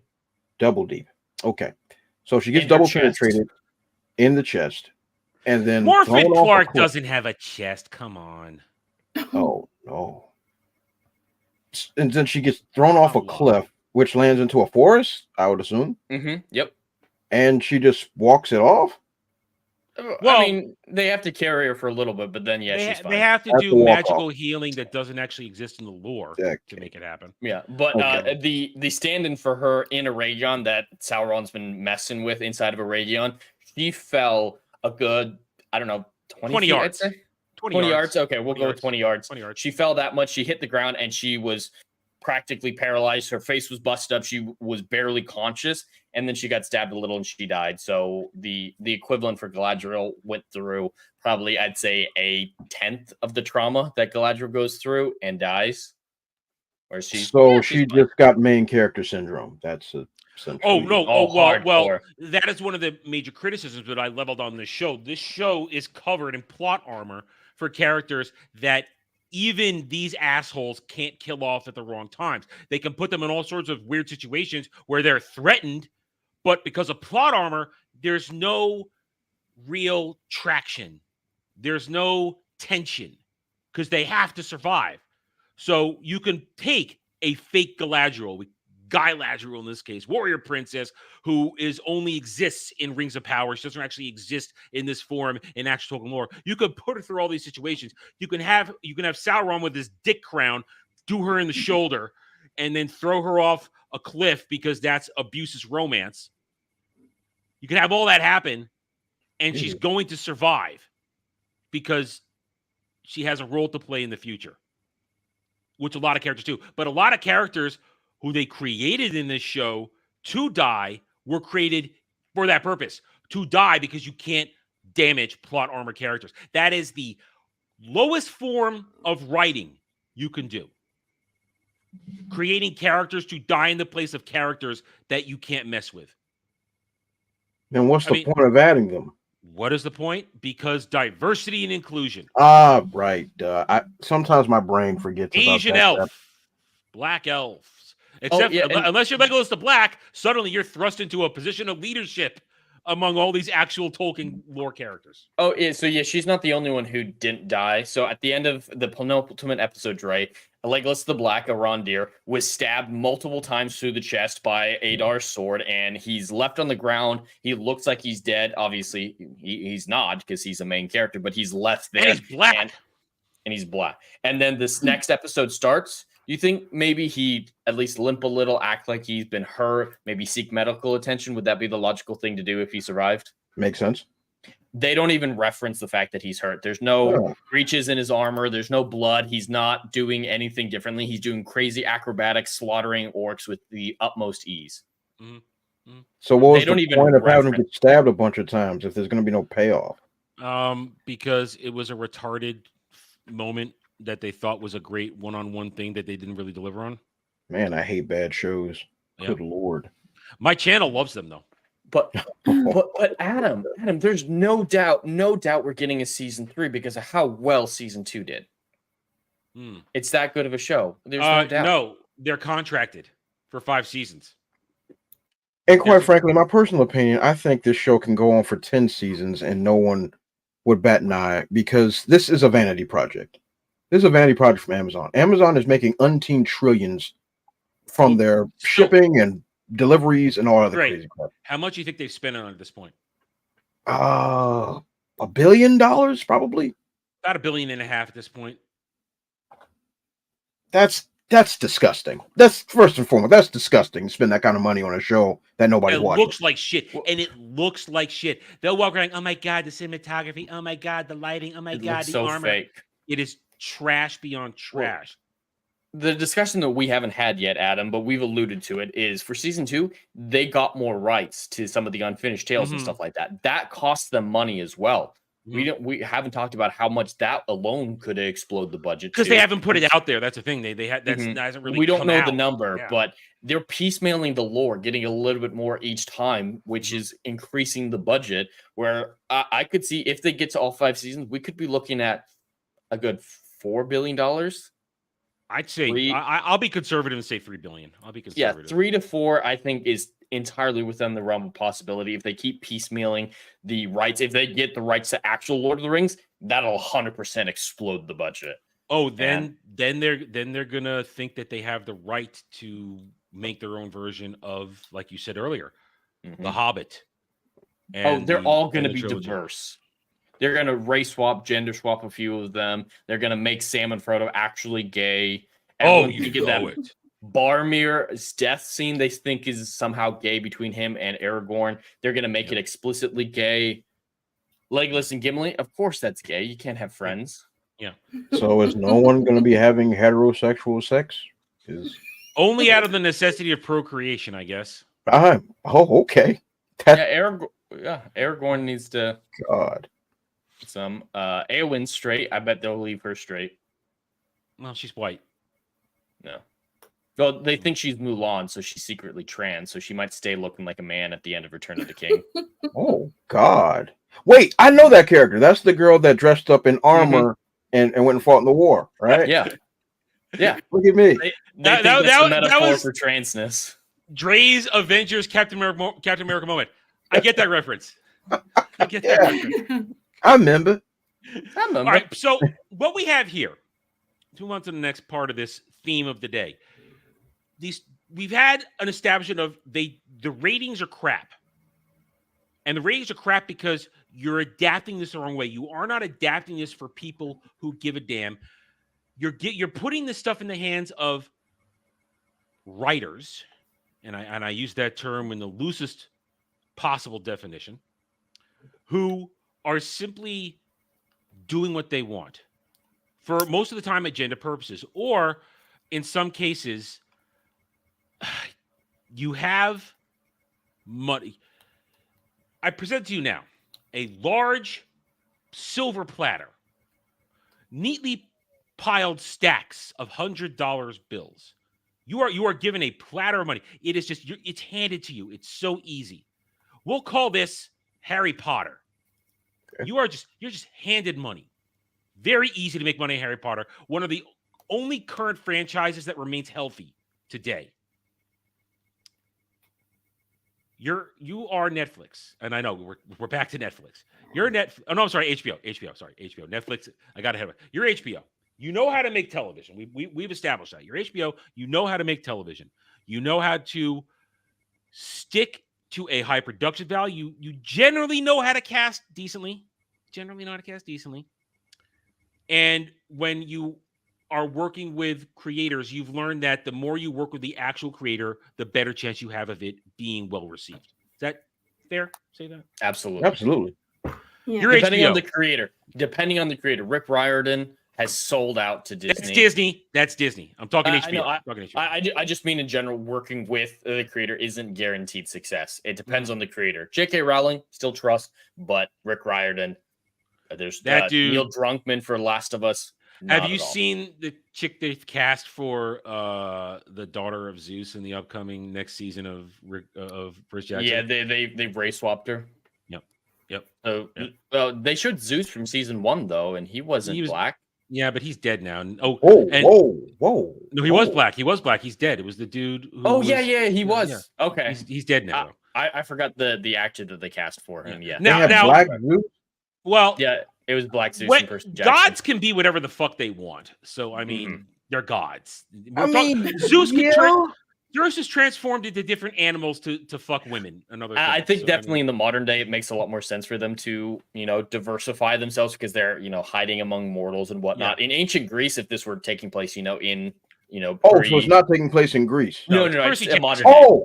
Yeah, modern day. Okay. I don't think there's anything wrong with that. Okay. That doesn't bother me. So that's my mistake. I was ill informed. That's my mistake. But you're a god. Your genetics are not. Your genetics are based on when gods procreate. It's not so much what they look like; it's the power that they pass on. That's it. So they don't have DNA in Percy Jackson specifically. That is part of the Percy Jackson lore to explain away how incest isn't that bad. Yeah, because remember, the gods are all related in Greek mythology in some way. Yeah, yes, Zeus and his wife Hera are brother and sister. So he changed it to gods don't have DNA, so it's not really incest. Yeah. And so they're not really passing down a whole lot of physical attributes, more mystical attributes to their children. Like Athena, she's a daughter of Zeus, but she sprouted from his head, so he didn't actually DNA make her, which is why you can have Percy and Annabeth kind of be okay getting together. It's not really incest that way, but either way. But when you're a god, it's even taking away all that shit. When gods make demigods stuff like that, it's not how they look because it's about power. So I agree. When let's say even if Black Zeus exists and he's gonna make a baby, she's not gonna be black unless the mom's black. Unless the mom is black, but we never see the mom in any instance in any of this stuff. So point being, they're happy to do this stuff. Rick Riordan sold out. But most of the time, HBO tends to get a good working relationship with their creators. I mean, Germ may be a demented old man, but he has had some level of current day control. In season 1, he has a whole tell-all about how much he hates season 2 of House of the Dragon. So they're even going away from him. Yeah, but he's still excited about all the other all the other Game of Thrones spinoffs. Duncan, all that shit. He's been directly involved in that. So they let him do mostly what he wants to do. Harry Potter live action is coming. We are now waiting, and I'm waiting very patiently for those casting news. The open casting call has begun. It's happening. We talked about this, I think, last month. We are likely going to get a casting announcement sometime in December. I think because that's kind of December, Christmas is associated with Harry Potter releases. So I think they're going to announce around Christmas the cast, the main cast, the trio, the Holy Trinity, and possibly Dumbledore and a couple others. Yeah. They'll announce some casting for Harry Potter TV on Max in December. You would think, as I said, here is just a platter of money because Harry Potter makes money. What do you with everything we've heard so far of what the fact that J.K. Rowling's deeply involved, she's an executive producer. It's not like the movies where she signed it away and had no creative control over it, which is where the movies more and more deviated from the books. And with the TV show, she's directly involved. You're going to think they're going to be adhering to the books. They got a head writer who has experience. We noted this. They chose somebody who has writing experience. You would think it's an easy win, Jed, right? You'd think. If it wasn't modern day Hollywood, this would be the easiest of layups. But it is modern day Hollywood. It's modern day Hollywood. We have now given you several examples of people who willingly depart from the source material. Newly announced Harry Potter TV writer Andy Greenwald does not like the idea of a rigorous adaptation of the books and said he has not read the books. Now, but this is only season 1. If he is only the head writer for season 1, Sorcerer's Stone is like this big. You could read that in a day. It's true. You could take an afternoon, have a cup of tea, get yourself a very English mood, and read Sorcerer's Stone. Yeah, you could breeze through it. Maybe, if you want to stretch it out, have an evening, take a break, come back the next day. 2-day period. You want to take it slow. Not hard to read. You don't have to read the books. It's season 1. Just read the first book as though none of the other seasons happened yet. Because you don't have to allude to anything. You just have to adapt it. And this is television. You have 8 hours. If this is an HBO show, can we agree they'll make each episode an hour long? Sure, absolutely. Yeah, absolutely. You've got 8 hours, 8 episodes at least, which is the current pattern of HBO. Wow, I think that's enough time to tell a near 1-to-1 of Sorcerer's Stone. Agreed. Oh, yeah. For the first 3 books, you could do that easily without leaving out a single thing. You could in do 8 that. episodes. I mean, bigger books push to 10, push to 12. For a Deathly Hallows, go 15. Be ballsy, go 15. But for Sorcerer's Stone, do it. So when you hear this, we are already worried about the red flag of will we get Black Hermione?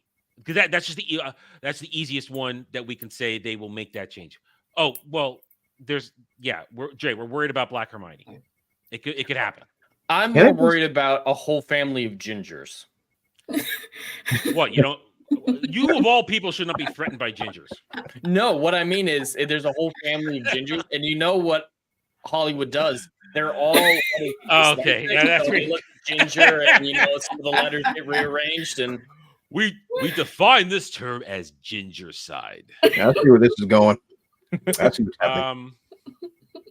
And they're all dyslexic. So when you hear this, and this is a guy who says, one of the newly announced writers for Max's upcoming Harry Potter TV series, Andy Greenwald, claimed that he did not like the idea of a rigorous adaptation. Furthermore, he admitted he did not even finish reading all the books. Well, that's fine. Just read the first book.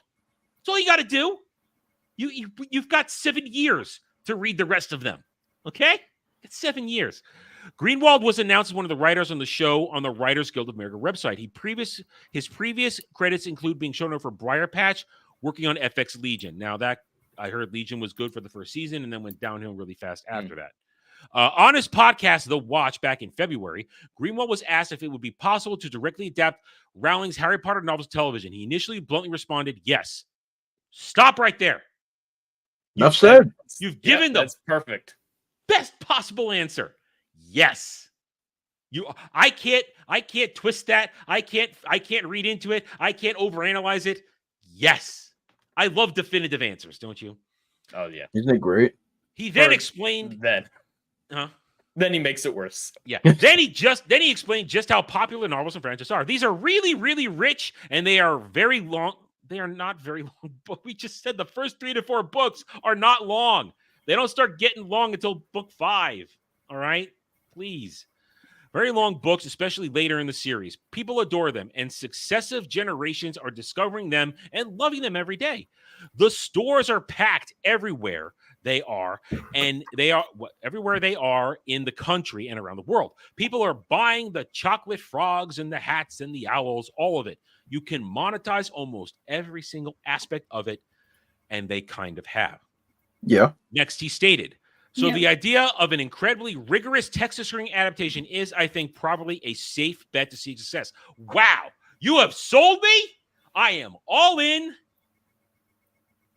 What's the problem? Oh. The race topic, obviously. However, we should just stop there, and there's no problem, Dre. He'd be the perfect person to hire into this.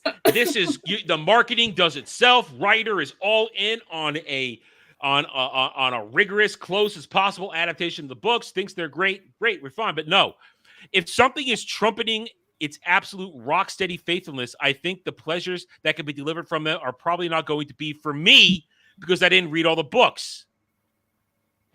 That's so selfish. What's happening right now? Self-centered. How do you lose? You're there. You are an inch away from the finish line. You're gonna win. Everybody's gonna cheer for you. You're gonna get nothing but support, and then you stop to scratch your ass and then smell your finger. Oh, What do we have here? I was some very unladylike words to say. None of which are too polite.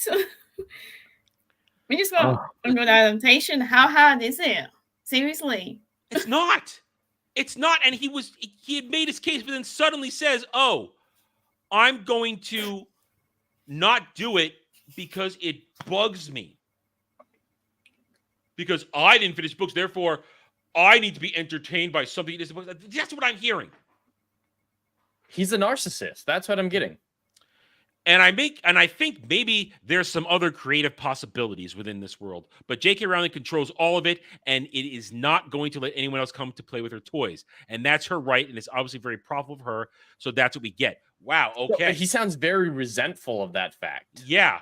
Sorry that I can't take your arm off your Hermione doll and put it on your Ron doll so that you can have a girl arm. I mean I'm trying to stick with the toy metaphor. I'm trying to stick with the toy metaphor. You know, where you like take apart toys and Frankenstein them together. Well, remember you can pull the arms off of He-Man toys back in the day and put different arms on them. Yes, Adam.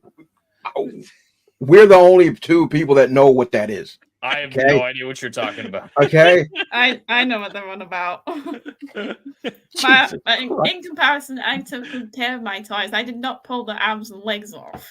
Well, I didn't pull them off. I'm just saying you could, because sometimes the arms fell off. And you have to put it back on, or you listen. Sometimes I think I borrowed a Skeletor arm once from a different Skeletor and put it on a He-Man doll because the other one fell off and it was broken or some shit. So you could do that shit. You could do it. Okay, yes, I did that with my Ninja Turtles toys. Yes, I'm with you. You're just Sid from Toy Story now. Samuel's old too. He knows. Samuel's old too. He knows. But that's the point. So right there. Now this should fill you with some level of confidence.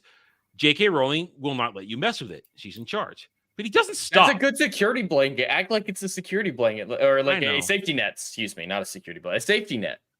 So there it is. And now, is this a red flag? Yes.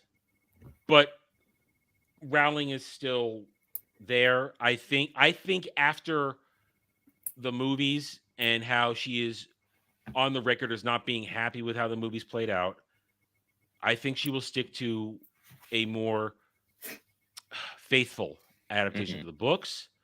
Now, when it comes to diverse casting, we don't know. She was the one that said, "Oh, Black Hermione on that play. I was okay with that." So you don't know right now. We don't know.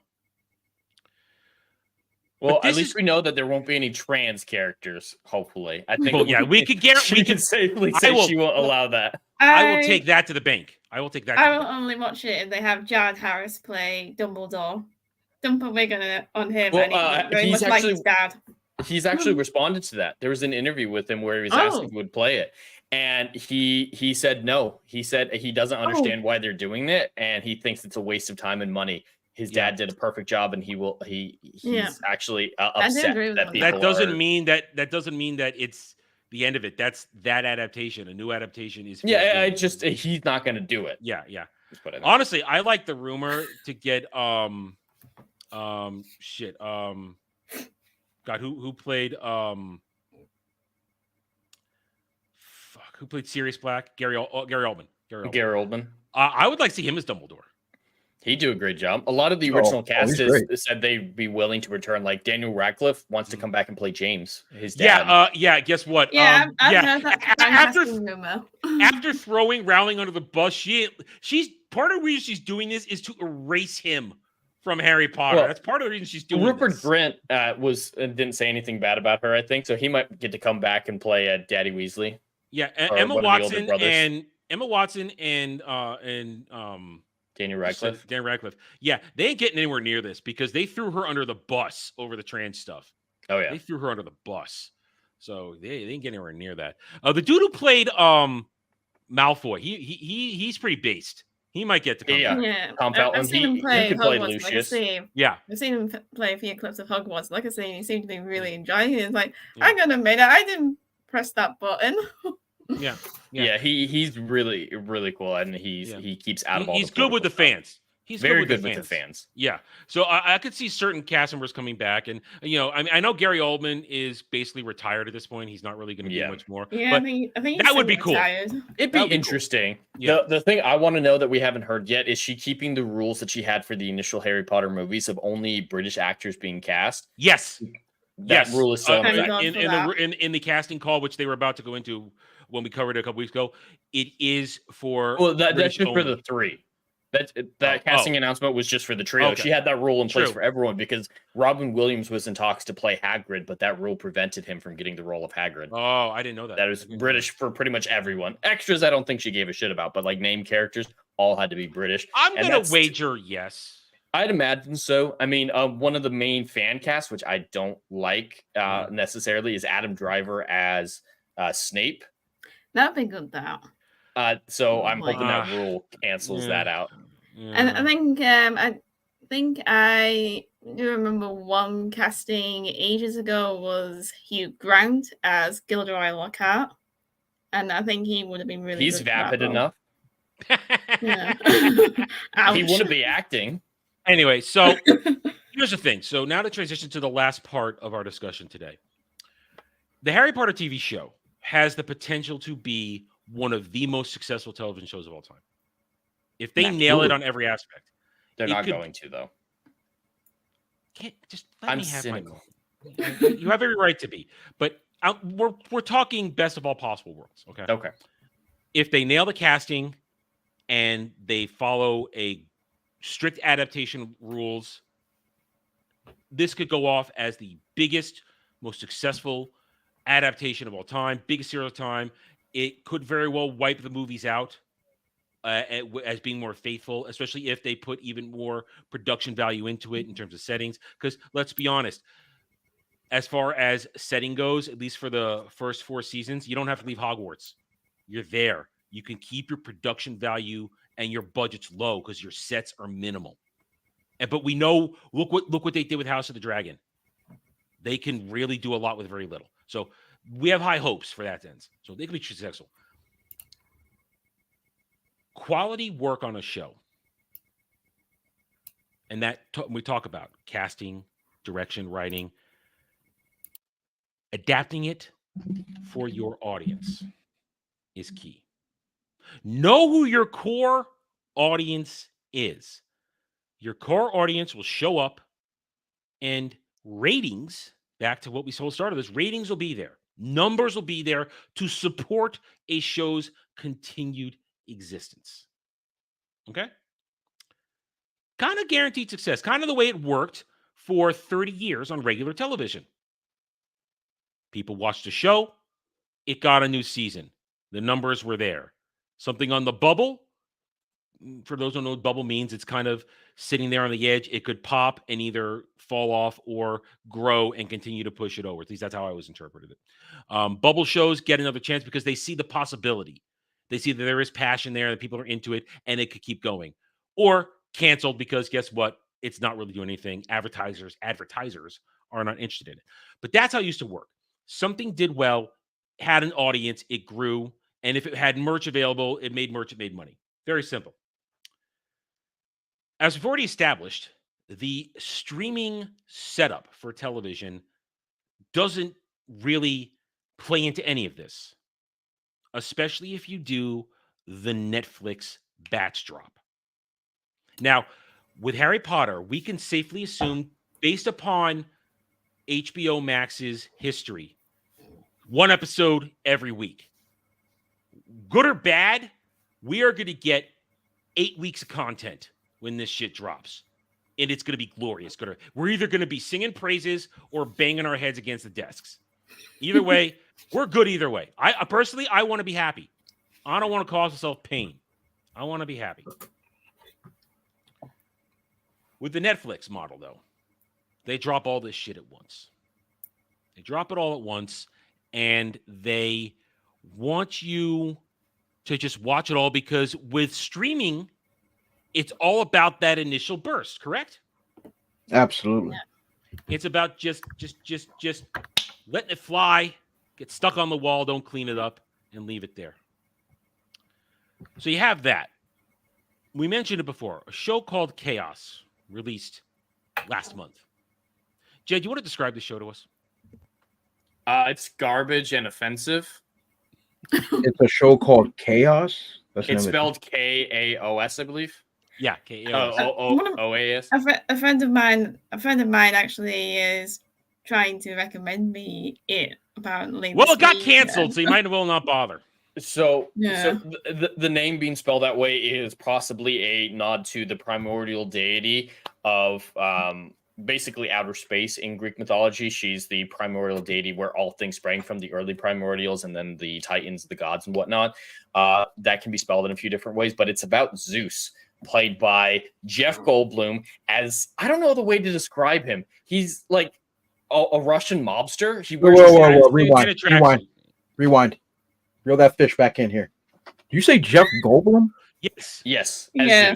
And it's a very diverse cast as well. It's very diverse, but he's in a tracksuit with like gold watches and necklaces, and he's all, let's have a party. Here you go. It's very gay too. Zeus? It's very gay. I've heard this is very gay. So here we go. So Jed's later, it's Greek gods, but more than Greek gay, and very diverse. Very diverse. So it's all effeminate gay, none of like the muscular gay. Yeah. So it came out last month. Nobody heard of this show. I never heard of it until this week. I don't know what it is now. When it got canceled. I didn't even notice it on Rings of Power ratings because it was like, what's that? Didn't even register. But now I did notice, we pointed it out. Didn't chart very well when it premiered. Middle of the ground. So here we are, a month later, canceled. What do you guys think? Month. Oh. Netflix axed this after a month. What do you think the response has been from the same? We'll just call these the same people who sucked the dick of the acolyte. Oh my! What do you think the response has been? Y'all hate gays. That's wrapped into it. We once again get tantrums, and I have a collection of these. Hang on, I got the hiccups. What the F, Netflix? You have Janet Bacteria as Hera and Jeff Goldblum as Zeus, yet you cancel Chaos after a month? I cannot win with this industry anymore. So here begins the tantrum tirade of what we now know to be the minority viewers of these queer-oriented shows. Sure. These diverse queer-oriented shows. They are now going to start crying. God, I loathe Netflix and their shitty business model of churning out endless dross. Chaos was the first genuinely good show they made in ages. Sharp, funny, strange, and moving. A stellar cast. And even as this gets canceled, the final push I needed to bin my subscription. Here's your cast. Here's a good look at them all. So diverse. So diverse. I believe the looks like the Hades family is all black. Of course I guess they that are. Poseidon is a man of Latin Polynesian. descent. Polynesian, man, I don't know. Something. Is that Aphrodite as a dude? Probably. Yeah, sounds right. And then there's your very gay and diverse cast. All right, let's keep going. There's a better shot of your gay and diverse cast. There you go. That's got to be Aphrodite as a gay twink. I think you might be right. That's Ares as a Latino dictator. Oh, that's your Hephaestus? How is he a blacksmith with hands like that?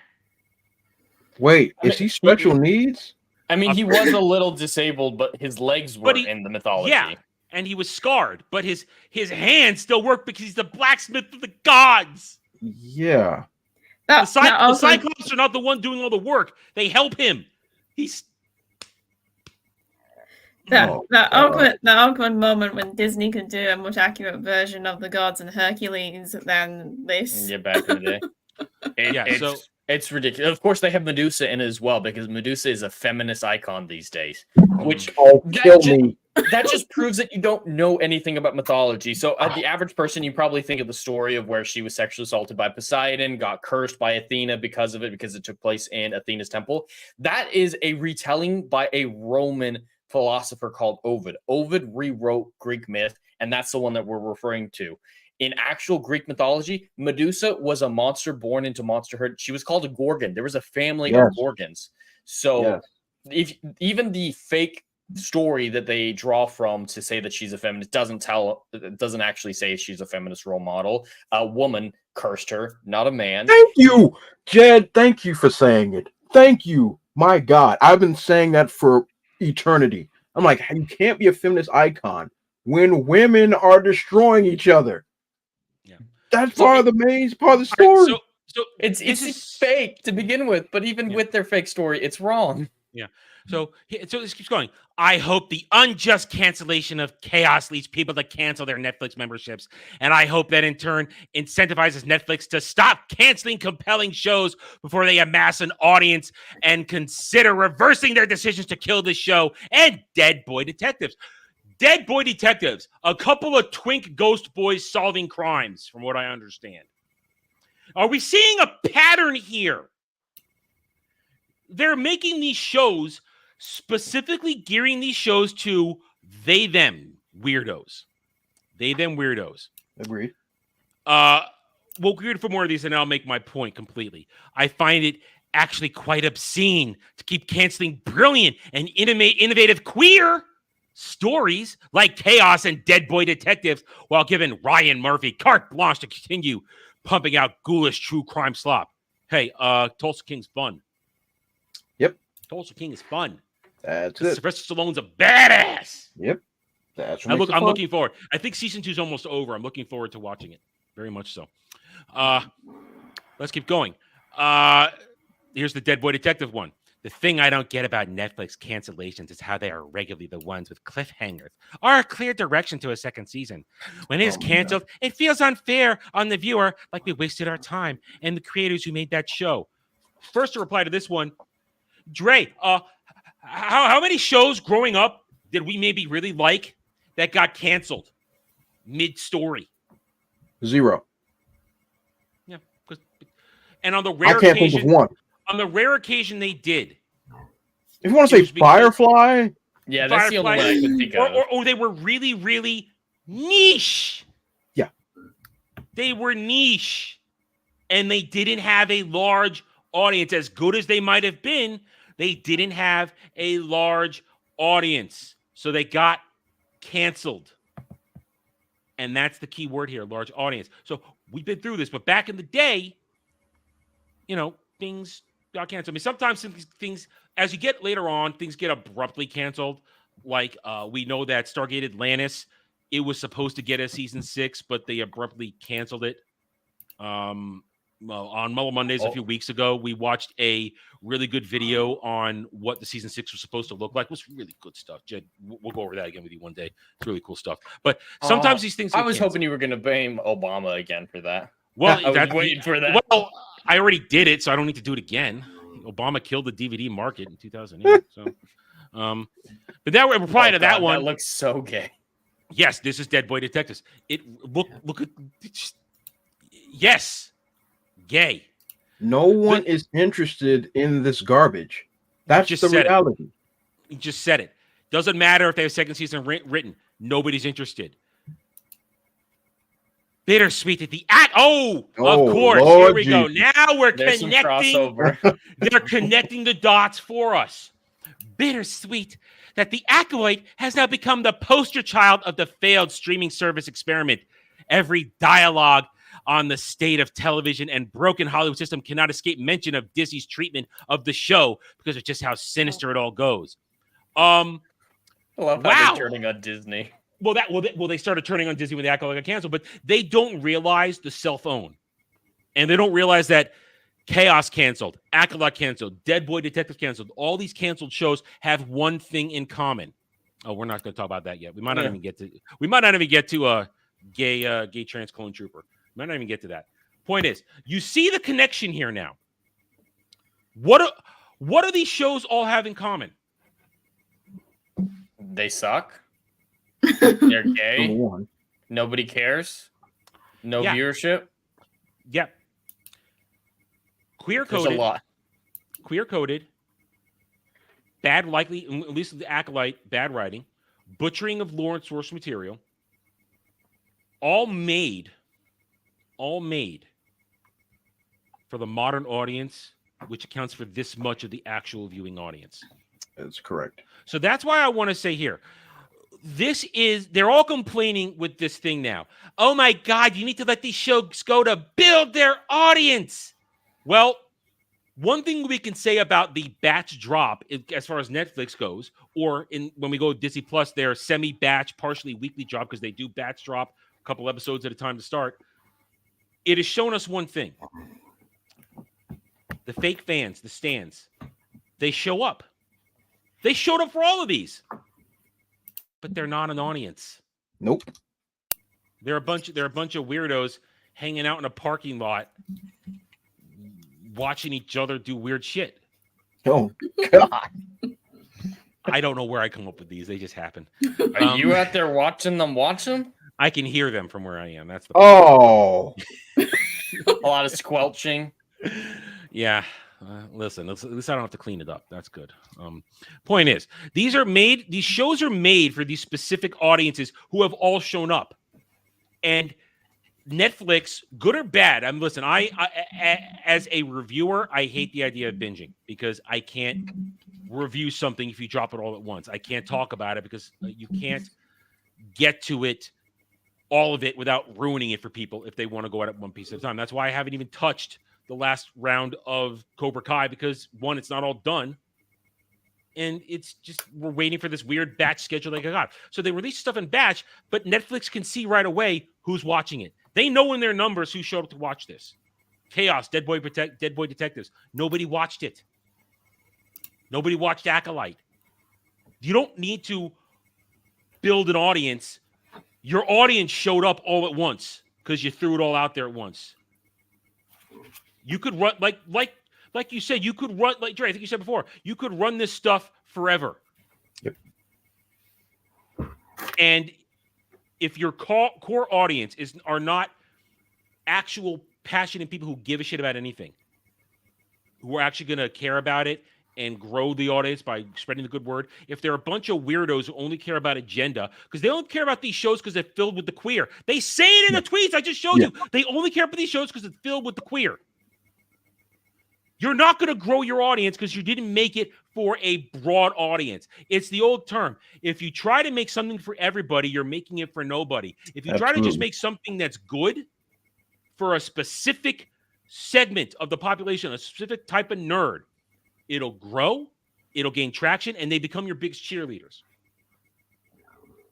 The Let it grow its audience argument they've been making since they lost their shit over the Acolyte. It's a false argument. I don't even know what that argument means.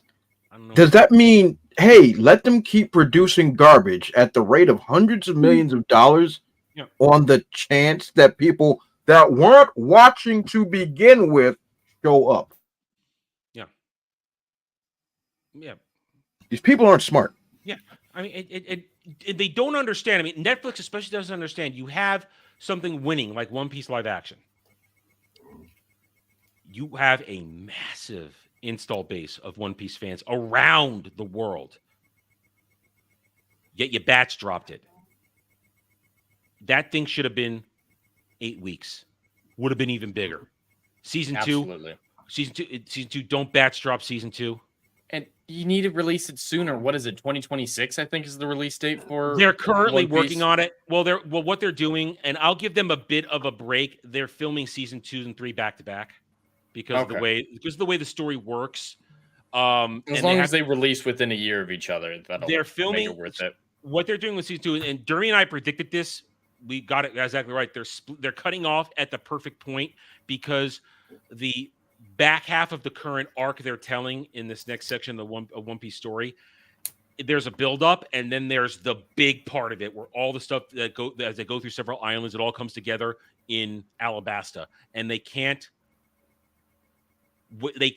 shortchange Alabasta in like 2 episodes. It needs an entire season.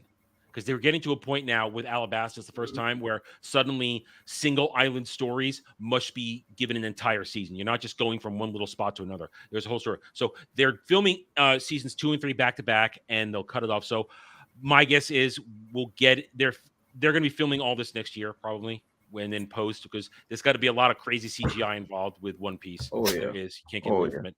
So it gets through 2026. I predict you'll get both season 2 and 3 probably in 2026 is my guess. Maybe now. I say it again. They shouldn't batch drop it because now you're getting into the meat of the story. You're getting into some really fun stuff, and you need to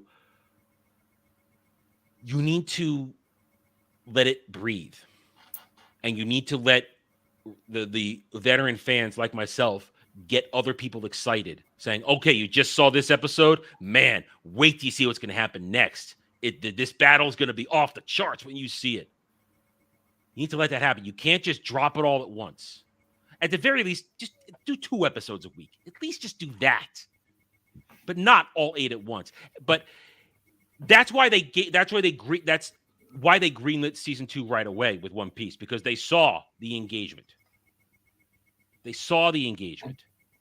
When I say engagement, I mean discussions and views. They know that's a winner. Chaos, Dead Boy Detectives, Acolyte. They all have their numbers depending on their corpo. They know these things aren't going to win. There was never going to be an audience grown because they probably saw everybody watched it, and you saw the chaos. We saw it on our Nielsen's pages just now. It keeps dropping. It'll fall off in another couple weeks. Dead Boy Detective never even charted.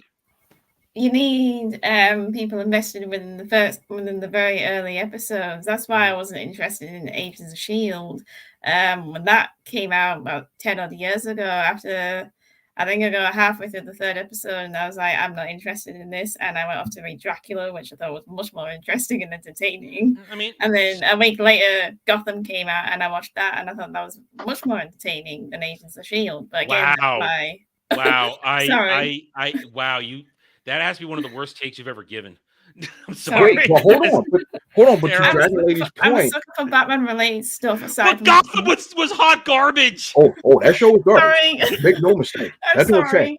But to Dragon Lady's point, I used to have a rule, Adam. And back in the day, I used to say a show has 4 episodes to get me hooked. 4-episode test. Yeah. You get a whole month. You get a month to get me hooked. And just like Dragon Lady, I tried Agents of S.H.I.E.L.D.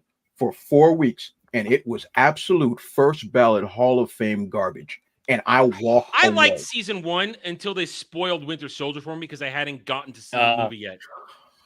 I was like, it's like, wait a minute. I've been watching weekly. I haven't gone to the movies yet. You just they didn't care. They just spoiled Hydra. I was like, So I went, and I love Winter Soldier. I went to see it knowing what was going to happen. I still loved it, but it was like, motherfucker, this would have been great if I didn't know it was coming. Yeah, they didn't know what they were doing. Their release schedule was absolutely absurd. But I gave that joint 4 weeks. That joint did not capture my attention, and I walked away. And then, like 2 or 3 years later, I got people hollering me saying it's gotten good. No. Season 1 was the best it got because it was trying to work with the MCU. Now, fucked it up there, but after that, with the Inhumans, it jumped the shark so freaking hard, and I stuck with it because I was bored. A lot of people were like, "Oh, it got really good later on," but I'm saying, thinking that's not good enough. No, it was a steady decline, and they kept inserting modern day politics and ideology into it as you went farther. I'm apparently the outlier on this. Agents of S.H.I.E.L.D. is a guilty pleasure of mine. I know it's not good, but I really enjoyed seasons 2 and 3 specifically, especially Fitzsimmons. Their relationship was a big draw for me. I watched all 7 seasons. The later ones, like you're saying, hot, steamy garbage, especially when they tried to explain how it makes sense with Endgame. They didn't.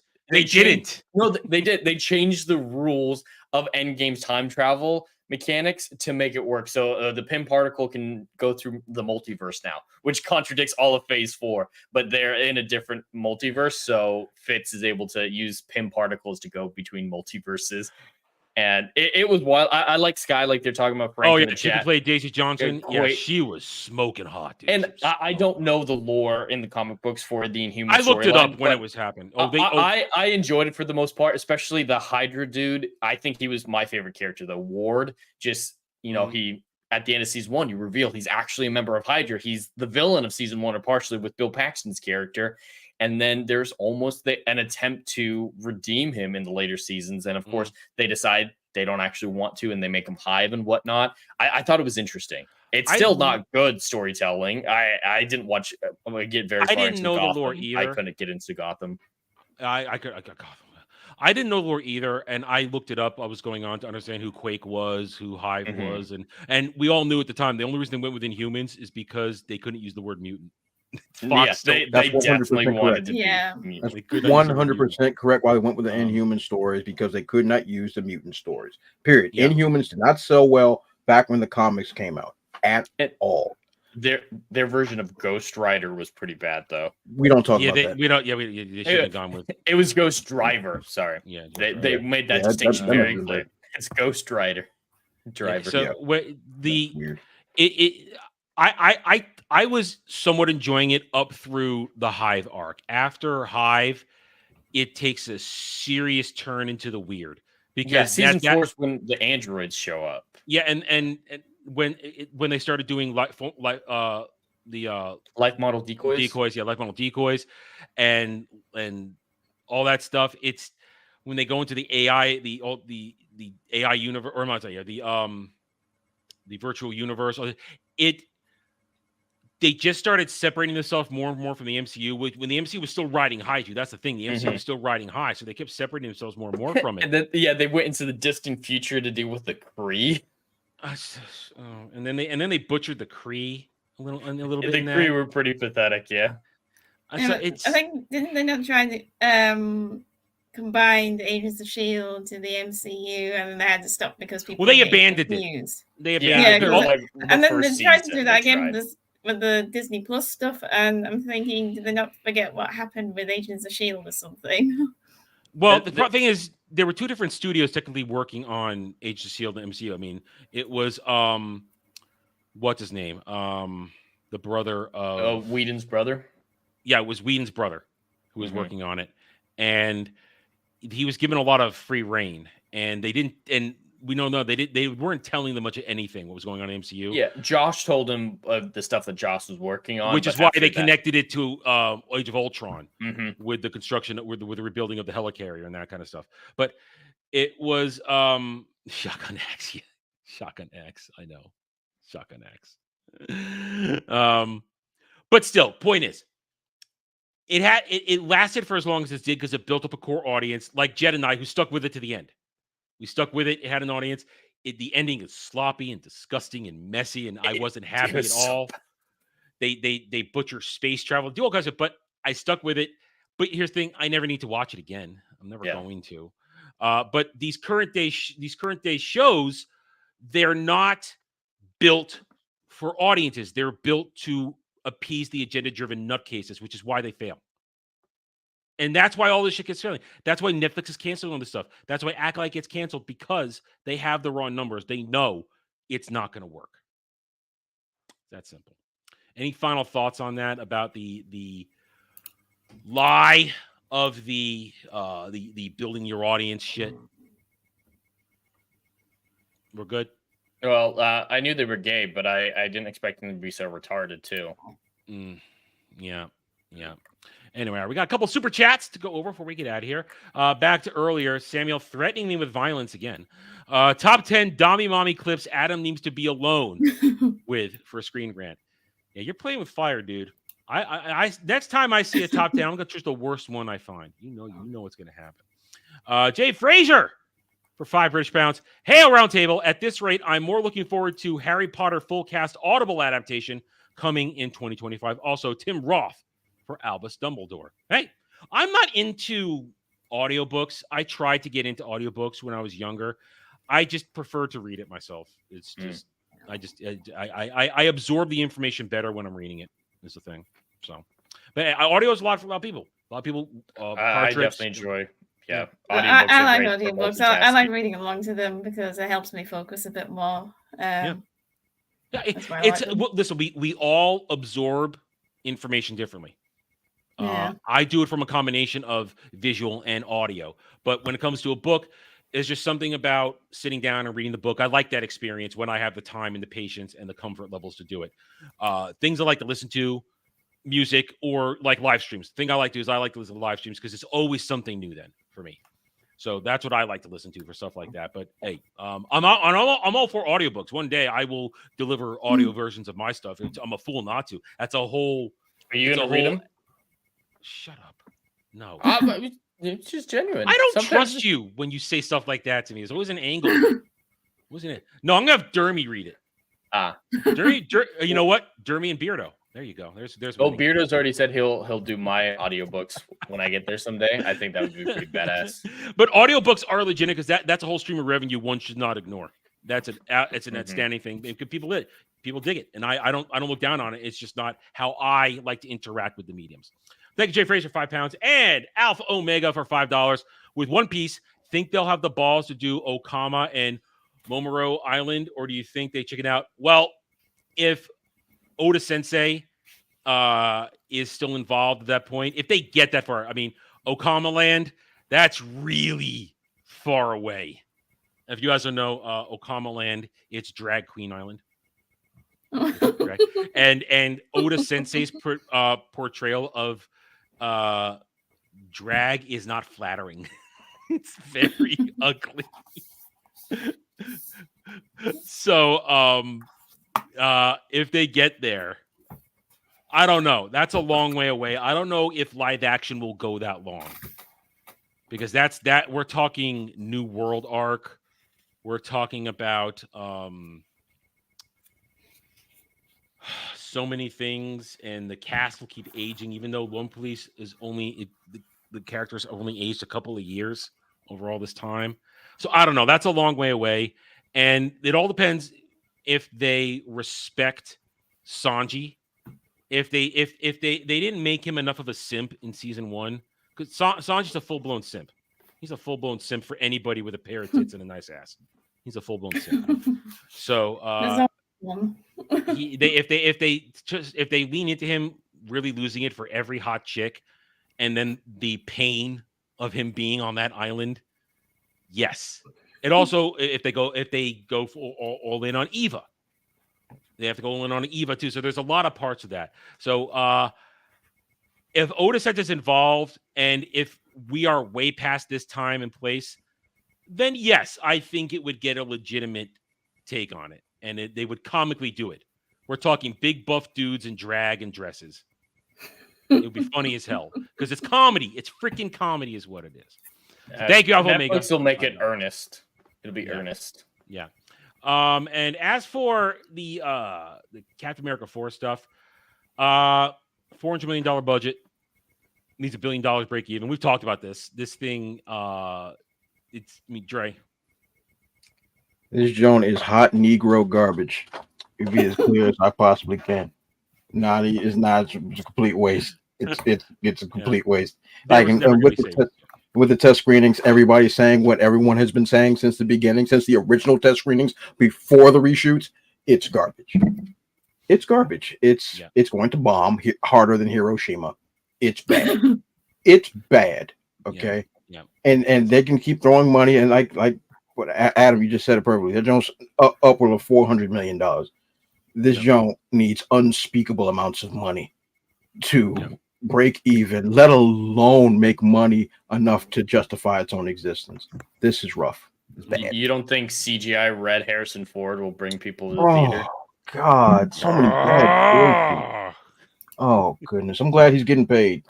Hey, damn, get paid. He don't give a shit. Get your money. This is old man this is old man angry Harrison Ford. He don't give a shit.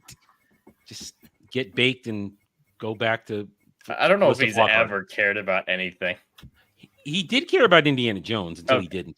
Until he didn't. Yeah, until he Obviously, until he didn't. Listen, I like old curmudgeon Harrison Ford who doesn't give a shit about anything. Yep. He can. It always hurts me that he hates Star Wars as much as he does. It always hurts me, but I accept it because he hates everything. Yeah, essentially, he hates 99% of anything except getting baked and for some reason Callista Flockhart. I will never understand that. And crashing airplanes. Yeah, well, he can afford it. He's fine. He can afford it. Anyway, all right.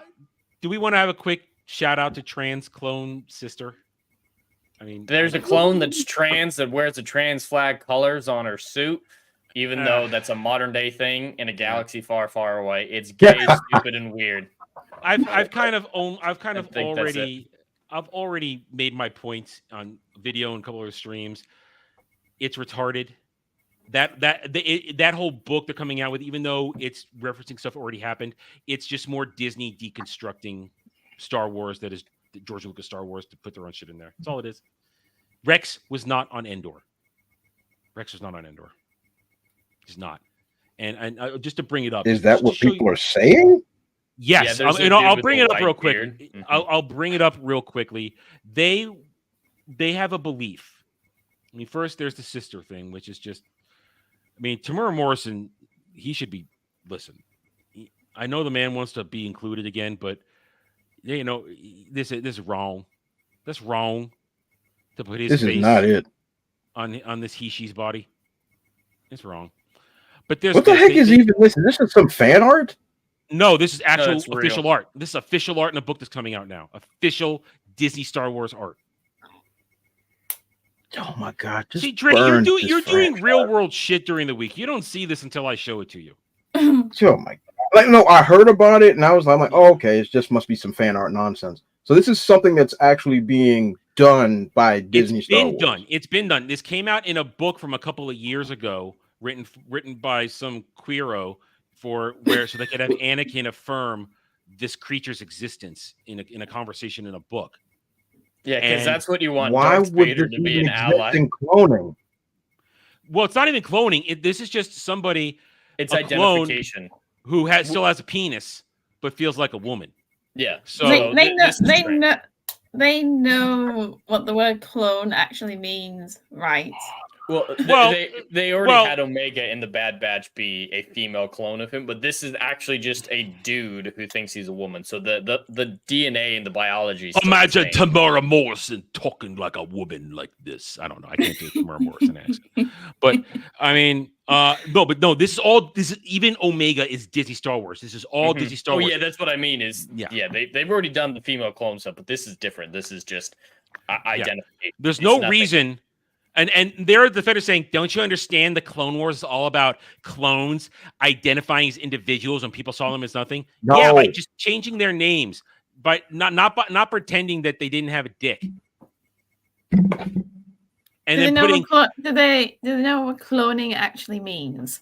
Yeah, but it's not just that. Well, Dragon Lead, the cloning they are all clones, but they do have individual personalities. That is part of the story of the Clone Wars, that the clones have individual personalities. But doesn't mean that you have to include somebody who wants to pretend to be a woman, especially put trans freaking flag colors on their armor, which makes no sense considering clones had units with specific colors to distinguish what they did. Yeah, you didn't just pick your own colors. Yeah, I guess this shows that sister is, cannon fodder. How about that? That's what these colors show. You're put out there to get killed first. So you had a less likely chance to get shot by a droid. So I guess that's something. So there's this, but then within this stuff, they keep trying to reaffirm that the dude who had a white beard on Han's Endor strike team is Rex. This is something they want to do ever since Dave Filoni gave Rex a white beard in Rebels, which is Disney Star Wars. Oh, come on. Why we're trying to retroactively change what happened decades before Clone Wars even came out? That's what they keep doing. And you have people like one of my favorites, this piece of shit, who shares an ass with he who shall not be named, who blocked me, and I never have to think of him again. They share each other's asses. He thinks, he's like, oh my God, there he is. He was there. These fucking fake fans want to believe that Rex is that dude just because it lines up with an image.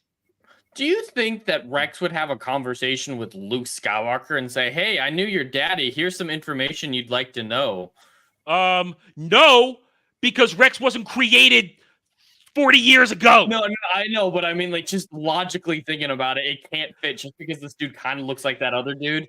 There's repercussions to this in the story. Just like having Ahsoka be alive and having met Luke, there's repercussions. Oh, don't say it out loud. Yeah. So this is the latest from Disney Star Wars, more butchering of the lore. This franchise needs to go away now. It needs to go away. We got clone troopers putting their own colors on into a battlefield. Yeah, that's going to work out really well. And accordingly, Captain Rex has got to be 150 in clone years. So what do we? Because they had accelerated growth, so he'd definitely be dead by this time. I mean, there are in the expanded universe, there still are some clones around, even like 40 years later. There are a couple that get encountered. They specifically said in Attack of the Clones that there was accelerated up until maturity, and then it would be normal. Yeah, they specifically said once they became adults, it would be normal. Yeah, because there are a couple who you do interact with during the Legacy arc. Or the Legacy arc. You do encounter, because while the whole Boba Fett arc is trying to find a way to stop his own clone degeneration, because and that's such a good story. And we meet a couple other clones during that period of time that have survived up until the end there, and have actually become Mandalorians. They're not just clone troopers; they have integrated themselves into Mandalorian culture and stuff like that. But that's real Star Wars. Disney Star Wars is what you just saw there. They don't care. They don't care. I don't even know what I don't know what I just saw. You saw bullshit. You saw bullshit. I could say something else, but it would get my channel canceled. Anyway, that's it. I'm done. We're done. Let's move on. Well, I did just want to point out Timur Morrison. He's Polynesian, correct? Think so. He's some type of Pacific Islander. Yeah, that's safe to say. The dude in Return of the Jedi was a white dude. White beard doesn't overcome racial differences. But Dave Filoni gave him a white beard in Rebels. So because white beards don't exist except for that one dude on Endor. In New Zealand. From New Zealand. Okay. So yeah, it's still, he's not a white dude like the guy from Return of the Jedi was. Yeah. But the stands want to see what they want to see because they don't like lore. It's the same with the Rings of Power people. It's the same people. They don't care about lore. They only care about the self-satisfaction that feeds their degenerate fantasies. I'm not saying Rex is a degenerate. I'm saying the fact that they want to have him in there is wrong. It's not right. Rex should be dead even. I don't know. Rex should not be existing after Clone Wars. Bad Batch isn't a thing. Drake can attest to that. It's not the absolutely real thing. not a real thing. None of it works. All right, we're done. Show over. Jed, what's your week look like? Well, you can all find me on YouTube and Kick at Hollywood Scholar, just regularly scheduled live streams and videos coming up with Saturday Night Drive-In, which Adam will talk about, and then right back here for whatever nonsense we get up to next week. Oh, there's a lot of nonsense next There'll week. be nonsense. A lot of nonsense. Dre. So this week we got ourselves another great indie comics creator. We dropping that interview tomorrow, so that's going to be a whole lot of fun on the Brutal Plan Comics YouTube channel. And of course, this Thursday I have another Pokemon battle on the Brute Plays YouTube channel. Have another great battle lined up against a fellow YouTuber, and he loses his mind on me. So that gets kind of fun. So that's it's gonna be great. It's gonna be great. So that's gonna be pretty fun. That's gonna be on Thursday at 12 p.m. Eastern Standard Time. And of course, whatever's popping off throughout the week, we'll drop regular videos. Follow me on X, Twitter, TheBrute00, and like, comment, subscribe, all that great stuff. Dragon Lady. I should be swimming at some point or other this week, if I remember at some point. And that's about it, really.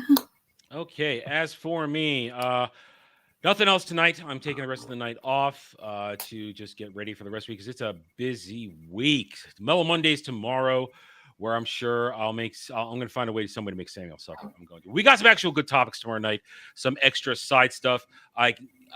Just to be teaser, I'm going to Dune rant tomorrow. There's going to be a Dune rant tomorrow night.